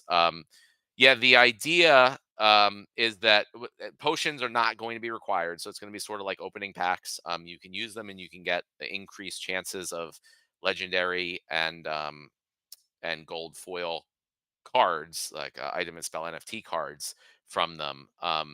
But the idea is that you take the salt token, which through popular request was added to the land white paper, and you'll be able to combine the salt with the non-tradable potions in an alchemy lab to make tradable enhanced potions. Um, so it's sort of like being able to pay DEC or vouchers to unlock soulbound reward cards for use in land and otherwise. Salt will enable you to unlock potions for, and those potions can be traded and used with packs also, like normal, or with the item and spell cards from land. So if you do want to do item and spell card production, and you don't have to use potions, but if you want to use them, you can either obtain them and use them yourself, or combine them with salt in an alchemy lab yourself, or you can buy them off the market. So again, this is sort of what I talked about earlier when I was going through land. The idea is that a lot of people may not do everything on their own and may have to purchase some of the input requirements for what they're doing from the markets, and these tradable potions will be purchasable on the markets. And we'll see. The goal is obviously not to encourage multi-accounting, and that's where the addition, like the salt requirement and the alchemy lab requirement, comes in. So you could multi-account. My guess is that there's going to be still an oversupply of regular potions available to put in, but there's going to be the what's it called, bottleneck is going to be in the alchemy labs that are available and the amount of salt tokens that are available to actually convert them to enhanced potions. So it won't really encourage multi-accounting that much, because you'll probably be able to get enough potions as it is with a single high level account. Question from Gathering the Magic: which terrain types will be able to produce the 4 new natural resources? Copper, titanium, mithril, and aluminum. If I have a mountain, can I pick from those which I want to harvest? Yes, that is a good question. I guess I'll talk about that, even though it's part of the future white paper release, really quick. So those are all types of ore. So there's going to be, I think, 5 different types of ores. And if you have a plot like a mountain that produces ore, uh, you will be able to get any of those 5, and the level of the mine building that you have there will determine how much of which resource you get. So like in a level 1 mine, you're not going to be getting mithril probably, or titanium, but as you get higher level buildings, it will start producing more of those higher rarity ores. So ore works differently than most of the other resources in that way, where it's not just you have a farm and it produces grain, or you have a a logging camp that produces wood, or a quarry that produces stone. In the case of a mine, actually the higher level your mine is doesn't just produce more of the resource, but actually the higher rarity resources, and you'll need those higher rarity ones in order to build higher level versions of all the other buildings. So like if you're making a level 10 version of whatever building, you're probably going to need like mithril uh, in addition to copper and those others. Viru 5, or Virus, if the 5 is supposed to be an S, has a question. To clarify the question about reward cards, will CL reward cards be able to be used in Rebellion only tournaments and Brawl phrase? I don't think so. Rebellion only should be Rebellion only. So if there's not a lot of weapons training cards available, then I would probably not use as many no attack monsters, and that's one of the things you'll have to take into account there. But those are Chaos Legion cards, so if Chaos Legion is not allowed, those won't be allowed. Okay, a few more questions from Vugtis, and then I'll check on the other platforms again. Originally, items and spells are intended to be produced exclusively with the land ecosystem. With these rebellion summoners, it looks like they are the exact functions of items and spells in my mind, as if Splinterlands is minting items and spells ahead of time, which is a bit of a letdown. So I want to know what kind of differences between items and spells and rebellion summoners. Um, I mean, they are similar in what they do, but they are very different than item and spell cards in the sense that item and spell cards are going to be tradable NFT cards that specifically allow you to gain, you know, do these type of abilities or effects on the battle in that second battle step. So the plan, I believe, is that you'll be able to combine both those things. So right now you can only do things on that second battle step if you use one of those summoners with tactics. If you have items and spells, you'll be able to make changes to the battle, uh, no matter what summoner you use. And if you use a summoner with tactics, you will be able to do both. You'll maybe be able to combine those things together. So choose a tactics summoner that has abilities that go well with the items and spells you're planning to use, um, or try to counteract what your opponent's doing. And the items and spells are just going to be like a whole lot more and more interesting things. And I talked about they'll have mana costs, and you'll have a certain amount of mana in your battles that will be for items and spells.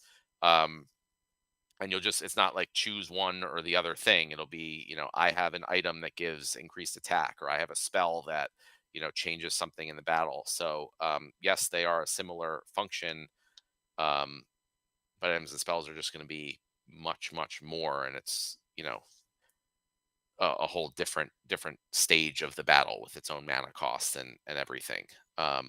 So you may see it as a letdown, potentially, but I don't see that reducing the need or want for items and spell cards at all. Like, I don't think having a summoner with, a couple choices is going to make you say, yeah, you know what, I don't need any items and spell cards, because you'll just be wasting all that mana that's available to use the items and spell cards in the battle. And I think that on the flip side, it will hopefully give people a lot of excitement for the items and spell cards ahead of time, and it will give us a lot of learning, so about that whole second phase of the battle, how players like it, how it works well, what doesn't work well in creating the items and spells. And I think it'll help create a much better item and spell system at the end of the day. In my mind, there's no question that it's a huge net positive. Second question, related to previous question, how often are we going to have these type of summoners that have the ability similar to items and spells? I imagine that phase 3, where we can print the items and spells, is going to take some time, and I worry that we already have so many of these summoners that takes away a certain amount of value from items and spells. Well, again, you can only choose one summoner. So even if there's a lot more summoners that have this, and there's a lot more options, like, you can still only choose one of them, and then you pick one of those two options, whereas the items and spells are going to give you a whole lot more options to choose from in every single battle, assuming you have the cards. And the items and spells are going to have levels, and increasing, or plan to have levels and increasing effects with the different levels. So I really can't see a way that, like, having summoners, even a lot to choose from, is going to make anyone say, yeah, I don't need item and spell cards in any way, shape, or form.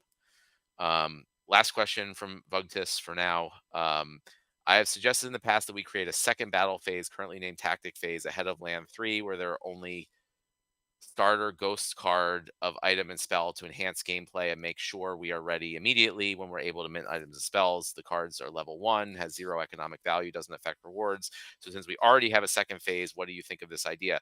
Yeah, that's actually one of the things we were looking at originally when we were adding in this whole second battle step. Like, should it just be some, like, very basic item and spells that you can use? And we, that got complicated for a lot of reasons. We'd have to really start kind of designing out the item and spell system a lot earlier than we're ready to do it, and that often, like, boxes us into decisions we made before we were ready. So I didn't want to get into that, and we ultimately thought it would be better to tie this new thing in with the cards that we have available currently. So again, we do want to encourage people to buy Rebellion cards, right? We want it to be, um, we want this set to be very exciting. We want people to want the cards. We want people to buy packs. It benefits not only the company but the DAO.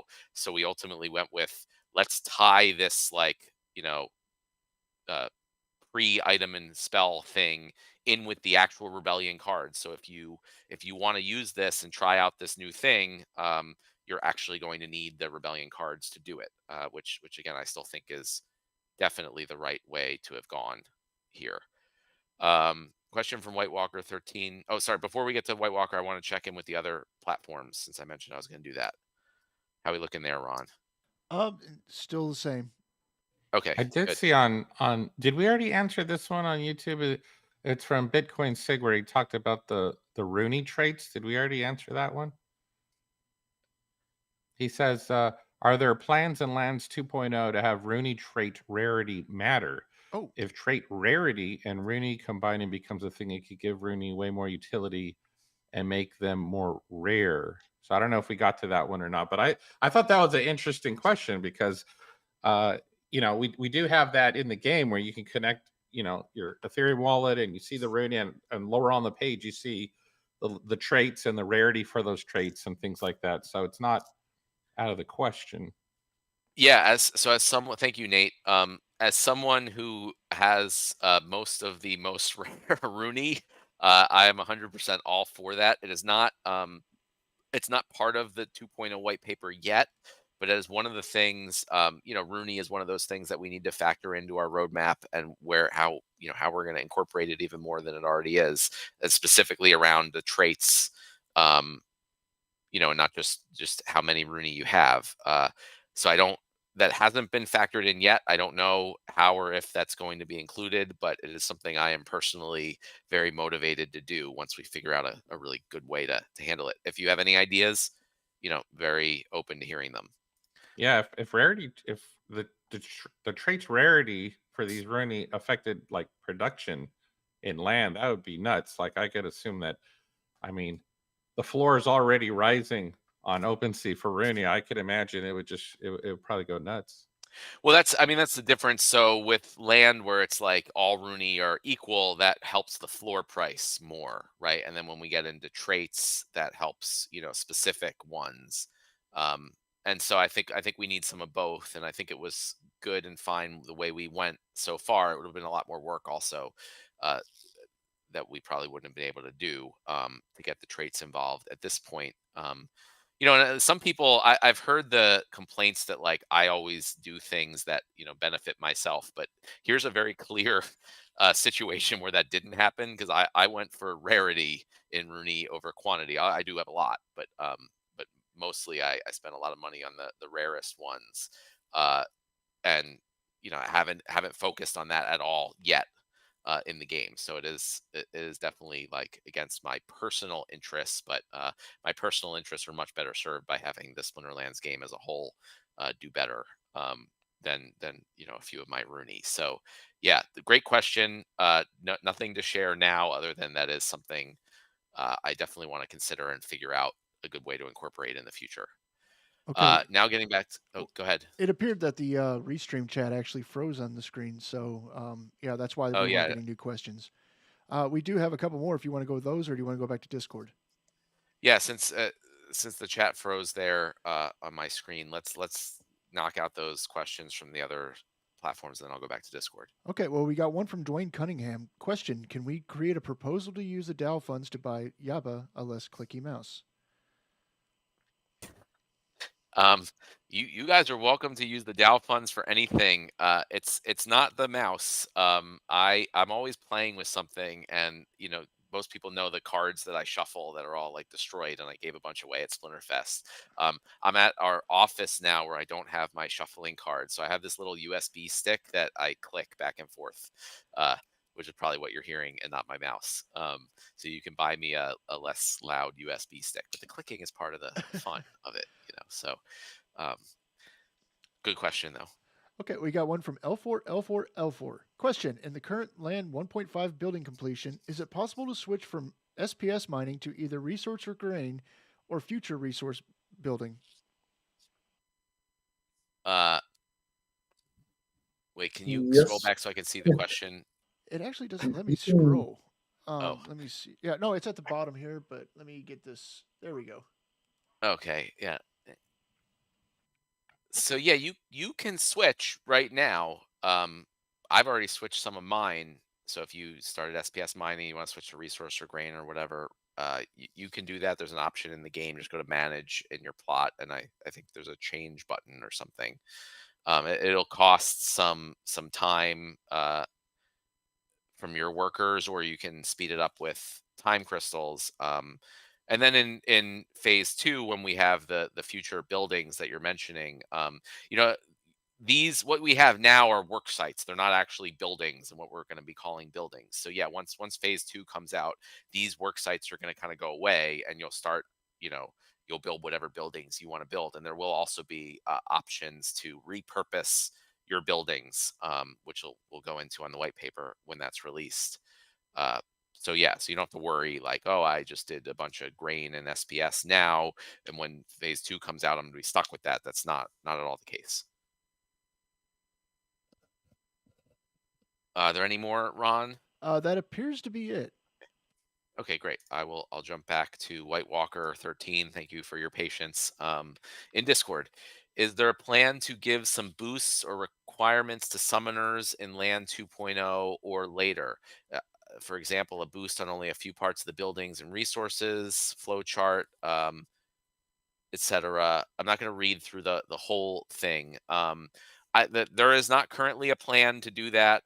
It's one of the things I'd be open to if there's community agreement that that's something they want. But generally, summoners are already more valuable than other cards in the ranked play version of the game. So I didn't see a need to necessarily give them additional value on land. Different cards do different things and are better in different places in the game, and I think that's a good thing. But again, open to the community disagreeing. Marketable has a question. Can you verify what the staking benefits will be from card rarity, gold foil, packs versus cards for conflicts? Well, I think the benefits are going like the amount of points you get from during the conflict is going to be based on the collection power or DEC burn value of the card. So, gold foil and higher rarity cards will give you more points in the conflicts than common cards or regular foil cards, and packs are going to be worth a certain amount of points. I think it's something like 150. I could be wrong. Which is roughly equal, I think, to the average collection power you would get from the average pack. So the idea is, yeah, the more rare things that you stake, the more points that you'll earn. But really, I think there shouldn't be much of a reason not to stake everything. Um, and I'll mention again that you'll have to buy the mage wagons that only have with vouchers that only have a certain number of spots. So we want to encourage people to combine their cards. So it'll be much more efficient to combine your cards into a higher level one rather than put like 1,000 level one, common cards there. So that's one of the incentives there is to combine and level up your cards, which is always what we want to push people to do. Clay has a question. Can we please direct everyone here to participate in this poll for how to handle transitioning tournaments over to accommodate Rebellion moving into Modern and the time frame? Yes, everyone, please go to the poll that's linked at the question at 12:17. Maybe we can put that after this. Clay, message me after the town hall, and we can probably put that into like an official announcement or something. There should definitely be a way where you have the ability to kind of reach everybody for things that you want community feedback on. Dishonesty has a question. I don't know if it's an honest question or not. There are some mentions about guild power in the Land 2.0 white paper, part 1. Can you elaborate on how guilds will be involved in land play?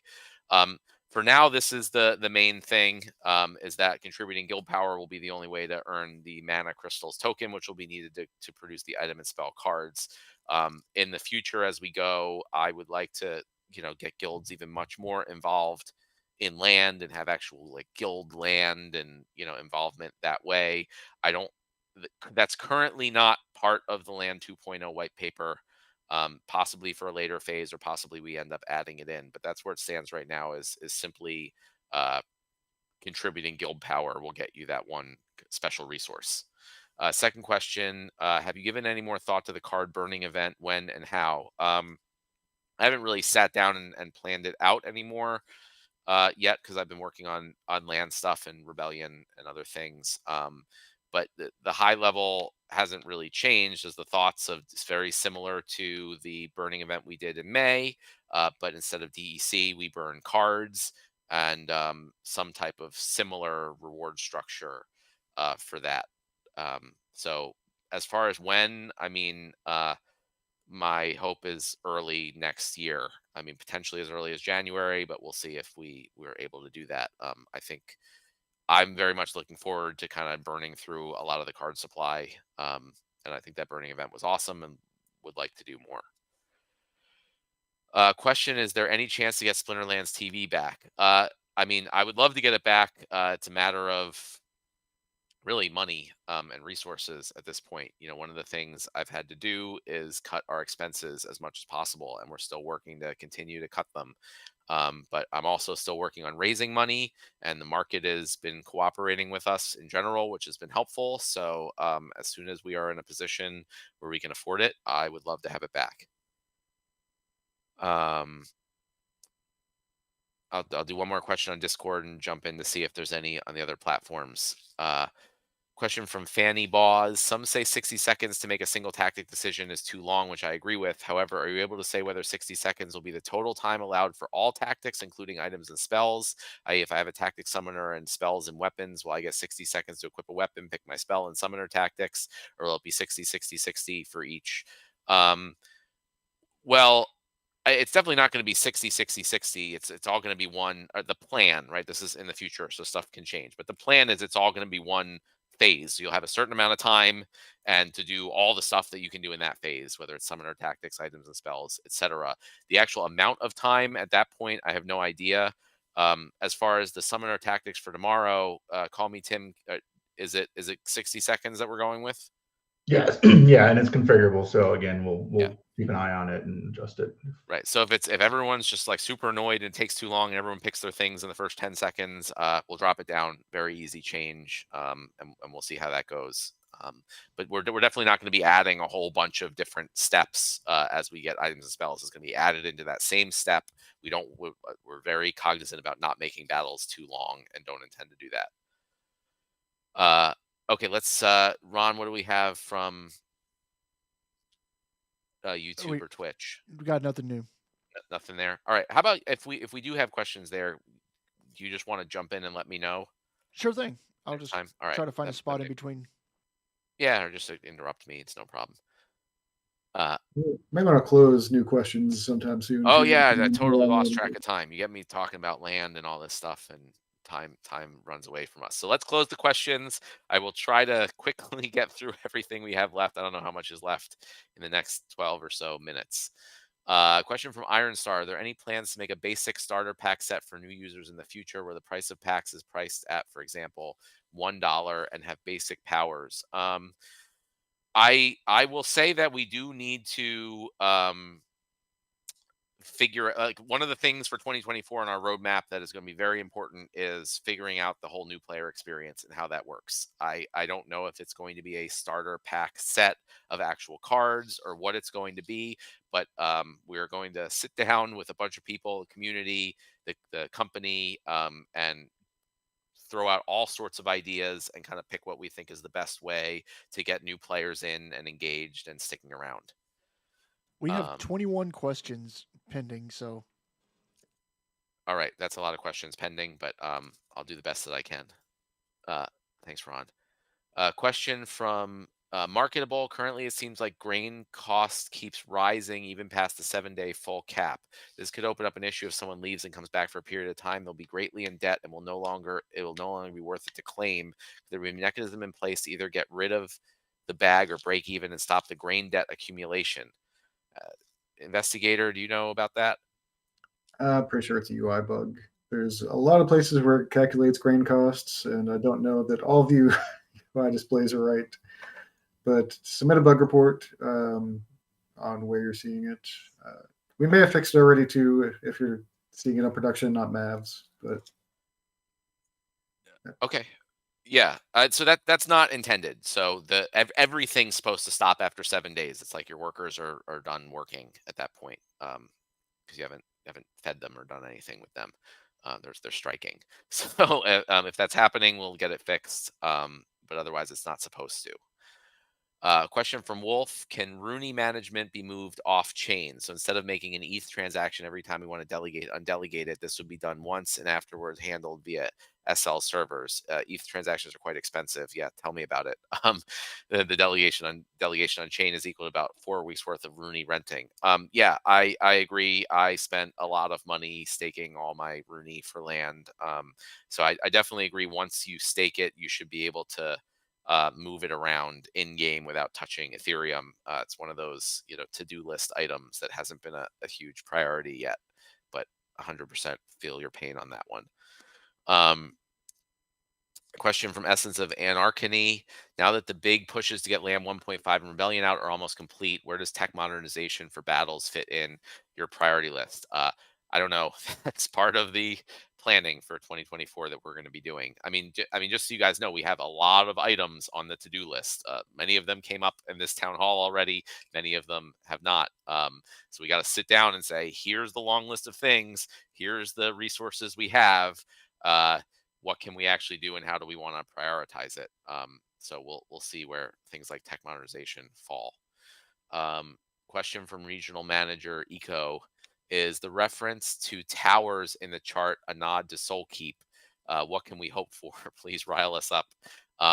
It is not a nod to Soulkeep. I haven't thought around the lines of incorporating Soulkeep and land yet. At least as far as like the current 2.0 white paper. As I mentioned a bunch of times, there is a plan that we are working on for Soulkeep, which I think is great, and we'll get that live and launched in the not too distant future. But I don't want to talk about it until I know for sure it's happening. Question from Mark Core: when we be able to burn DEC and let soulbound cards work on land with the 2x cost, and what is the plan to full unlock of the card? Is it going to be the same as it is for use on land? When will these soulbound cards be replaced with Rebellion reward cards? So there's a lot of when questions, and I don't have answers to any of the when questions. One of the many things we are planning to do as a high priority to get added to land is allowing people to unlock their soulbound cards to be used on land. I don't know when. We don't have the full plan for unlocking cards fully, although that's something I've been working on, and I know Clay and the community have been discussing that at length. I have some ideas, and hopefully we'll get some more details out on that soon. And we also don't have a time frame yet for when there will be Rebellion reward cards, or possibly if there will be. I mean, I don't want to just 100%. The plan is still to continue with the reward card plan, but I just want to let everyone know, like, things change, and that's not a definite. If it makes sense to do something different. Intrepid Surfer is asking: it was recently mentioned on Discord that for conflicts, 50 vouchers would now be needed for a wagon. Is this true? Yeah, I believe Cryptomancer did a bunch of math and came to the conclusion that 10 vouchers was extra cheap, and we do want to encourage more use of vouchers, as I've talked about in the past, and give them more value. And so based upon the value that you can get from the wagons and how we want to value vouchers, I believe the current plan that we're going with is 50 vouchers. And I mentioned, as we talked about it, that these were all subject to change and just ideas. So Cryptomancer will be on next week to talk about it more. But as far as I know, that's the current game plan at this time. Unlucky Me is asking: do you have any future plans on champion points? Because right now, champion points feel like a number that keeps on piling up on our account. I can see a potential on champ points to make people want to combine their cards and grind way up to champ. Yeah, I would. I mean, we incorporated champion points in the SPS airdrop, which I thought was great. So I would like to incorporate champion points in different ways, possibly with like cosmetics and things. Because really, the point of champion points is to show off. Like, I've been a champion in Splinterlands, and I've spin it for this long, so I've accumulated so many points. So I would probably have them mostly focus around like cosmetic things or showing off type things, with some benefits involved there. But it's one of the many things I haven't actually spent much time thinking about yet. And if people have ideas, as always, throw them out there. I can't keep everything in my head all the time. But if someone throws out an idea to me, or anybody on the team about a cool way to use champion points, and we agree, we'll try to get that in there. Question from Quantum Nachos. So will storage buildings have multiple levels to upgrade so they can grow alongside with cards, updating them? Yeah, all of the buildings, with maybe only, I don't even know if there are any exceptions. Like every building is planned to have 10 levels. Um, Storage buildings might be the most boring of them, but that just increases the storage amount per unit of production from the worker cards. But yeah, there's planned to be levels for everything.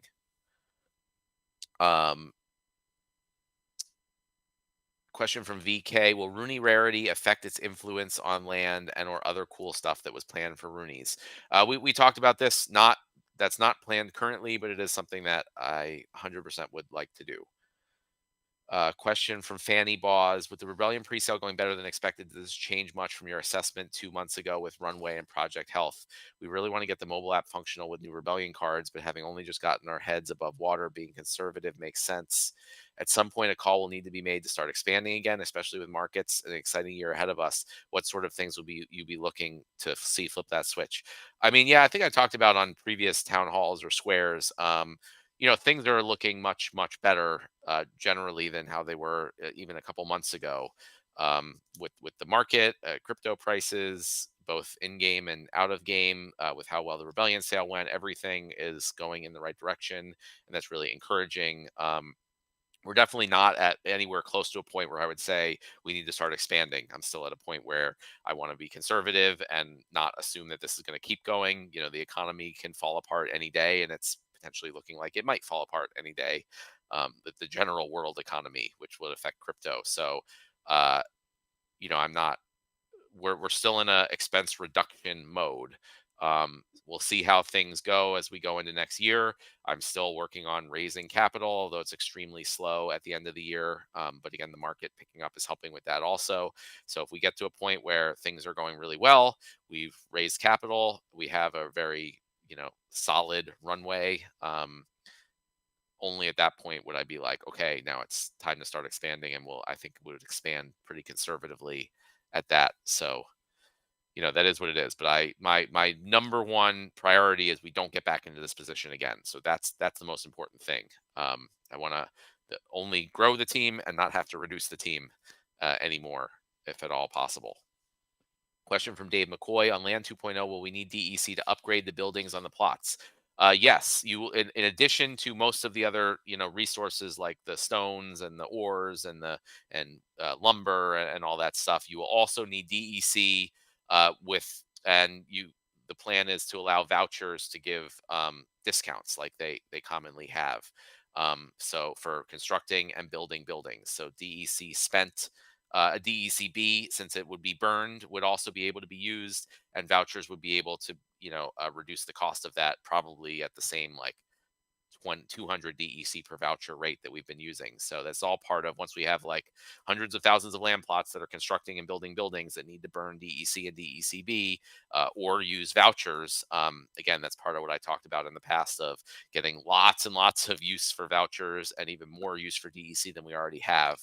And making vouchers especially become a rare commodity versus an abundant commodity. Wizza RDK has a question about the packs and chest issue. Could we get Gladius packs instead in the reward chests?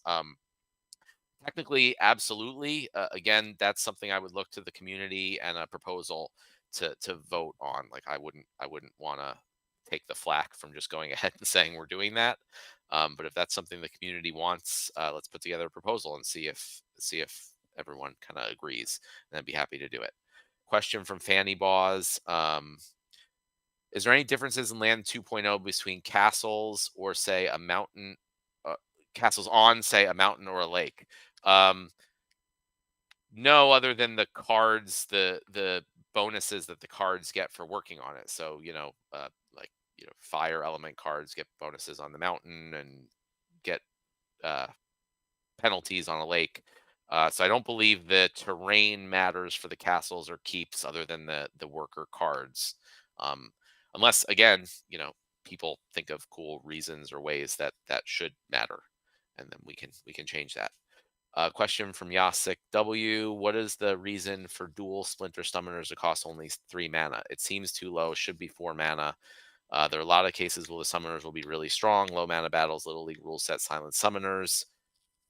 No 3 mana dragon summoner yet, but restrictive rule sets. Having access to monsters from 2 splinters for those cases will be really strong. I mean, we talked about that kind of at length earlier, so I don't want to go through it again. We've felt like it's actually relatively balanced. Like, yes, there are cases where it's going to be strong. That's kind of, in my opinion, how Splinterlands is made to work. You have to know, and you have to have the cards and know which cards to use in which situations. And so we try to make cards that are very strong, but in certain situations. From the play testing, we haven't seen that to be overly strong or in too many of the situations. If that really turns out to be incorrect and not the case after it goes live, then we'll make changes if we have to. But again, we're planning for the future here, in which case 3 mana leaves us a lot more open for future things that we want to do. Oh boy, I think we still have a bunch of questions. All right, I'll go a little over. If anyone else on the call wants to jump off, feel free.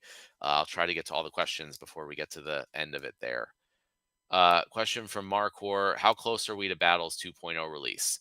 I mean, we're not really close to it in the sense that it's not a project we've specifically been working on. It's, Nate and the creative team have been working on smaller updates to the UI for Battles, some of which we'll be getting in for tomorrow or as we improve the tactics stuff. But that's one of the many things that's kind of going to be on the roadmap planning for next year. I will say that for Battles 2.0, it's very much going to be incremental. So if you say how close are we, well, it's happening now. Like as we speak, we are doing everything possible to improve Battles a little bit here, a little bit there, and then we're not going to stop until eventually one day you wake up and you're like, oh, it already happened. It's not happening all at once. It's happening a little bit over time.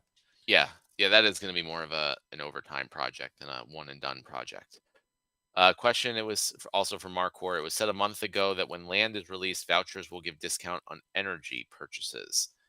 I don't think that has anything to do with land release, other than maybe free up resources. I do think that giving discounts on energy purchases for vouchers is something we plan to do. I don't know when we'll get to it though.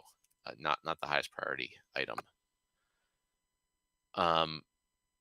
Question from the also known so.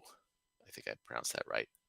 Are there any plans to make Rooney rarity worth something? I think we talked about Rooney a whole bunch of times. So yes, I 100% want to make Rooney rarity worth something. We don't have any specific plans yet for how that's going to happen.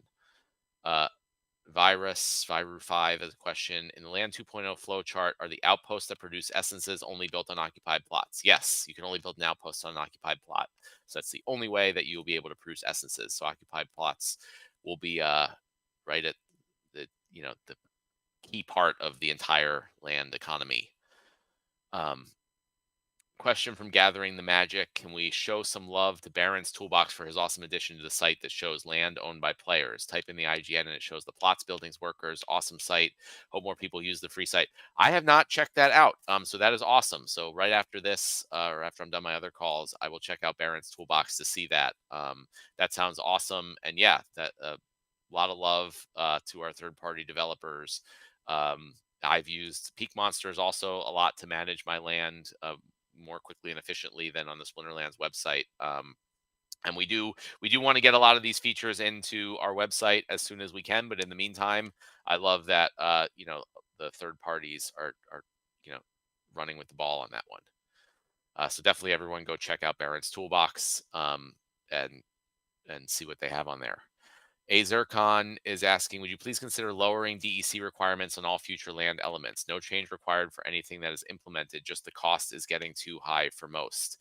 I mean, we'll see. So the DEC requirements, you're not spending any DEC, you're staking DEC. And we really do want, we want it to have people have to get and hold a lot of DEC. So people will hopefully be earning SPS and things from the game. And if they want to participate on land, they might need to burn all that SPS, and potentially even buy more. And again, they're not selling it, they're not burning it, they're still holding it. So they're maintaining that value. They're just locking it up into the game. So we're gonna obviously we're gonna see, and if it really is too high and people aren't participating, we'll see if we can adjust. But I want to be really careful, especially so early on, about just saying, it's too much, and lower it, versus really trying to just provide more value and more fun, into this game, to encourage people that the cost is not too high, and that the cost is doable, or that they can earn that cost by participating in other ways in the game. And vouchers may be a way that we can do that, by offsetting DEC requirements. Question from Marcor: how the building will be constructed on the land. Can we zoom in on the land and see a close look of the building? I don't know exactly how the UI is going to look. That's going to depend on a lot of factors. I'm sure Nate and the creative team is going to want to do something amazingly awesome, and it will come down to whether we're actually able to have the money and resources and time to deliver on that. So we'll see. That's not, we've just been planning out the details of how it works first and foremost, and we'll get to the designs and graphics and animations later. Question from Slobber Chops. This is the last question. I see mining and logging, but how about us guys who have lots of lakes, bogs, and jungles? What can we do with these?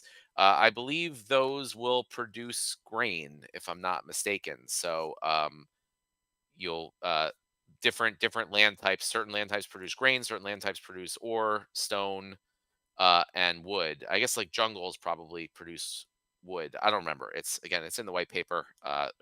This information will be available soon. So every type of plot will produce one of the four natural resources. So and all will be, again, potentially equally useful and valuable as far as the whole flow of the thing goes. And it's a free market system. So if tons of people are producing grain, you can produce other things, different buildings on your plots. And there's plenty of buildings to choose from. So that comes to the end of our questions for today. I know there's probably a whole ton of questions left. We'll be back again next week, probably in the evening Eastern time. Cryptomancer is going to be talking about conflicts. We'll talk a bit about how Rebellion's gone, and I'll probably spend a bunch of the time talking about land, as we'll have more of the white paper revealed by then. And last but not least, don't forget about the Rebellion release party tomorrow. Get your packs ready. This should be a real exciting one. So look forward to seeing you all then.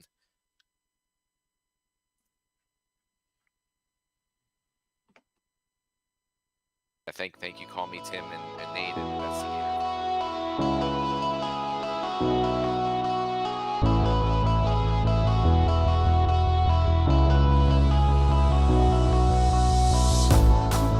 When chaos reigns and hope is lost, when your darkest days aren't saved by the dawn, we bring the light to help guide the way. We are with you. We are the Rift Watchers.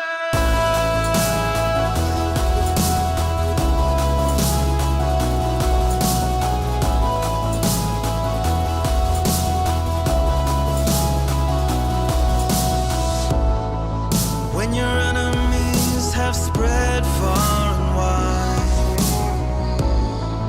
when you're out of places to run and hide, follow the runes. Help is on the way. We stand with you.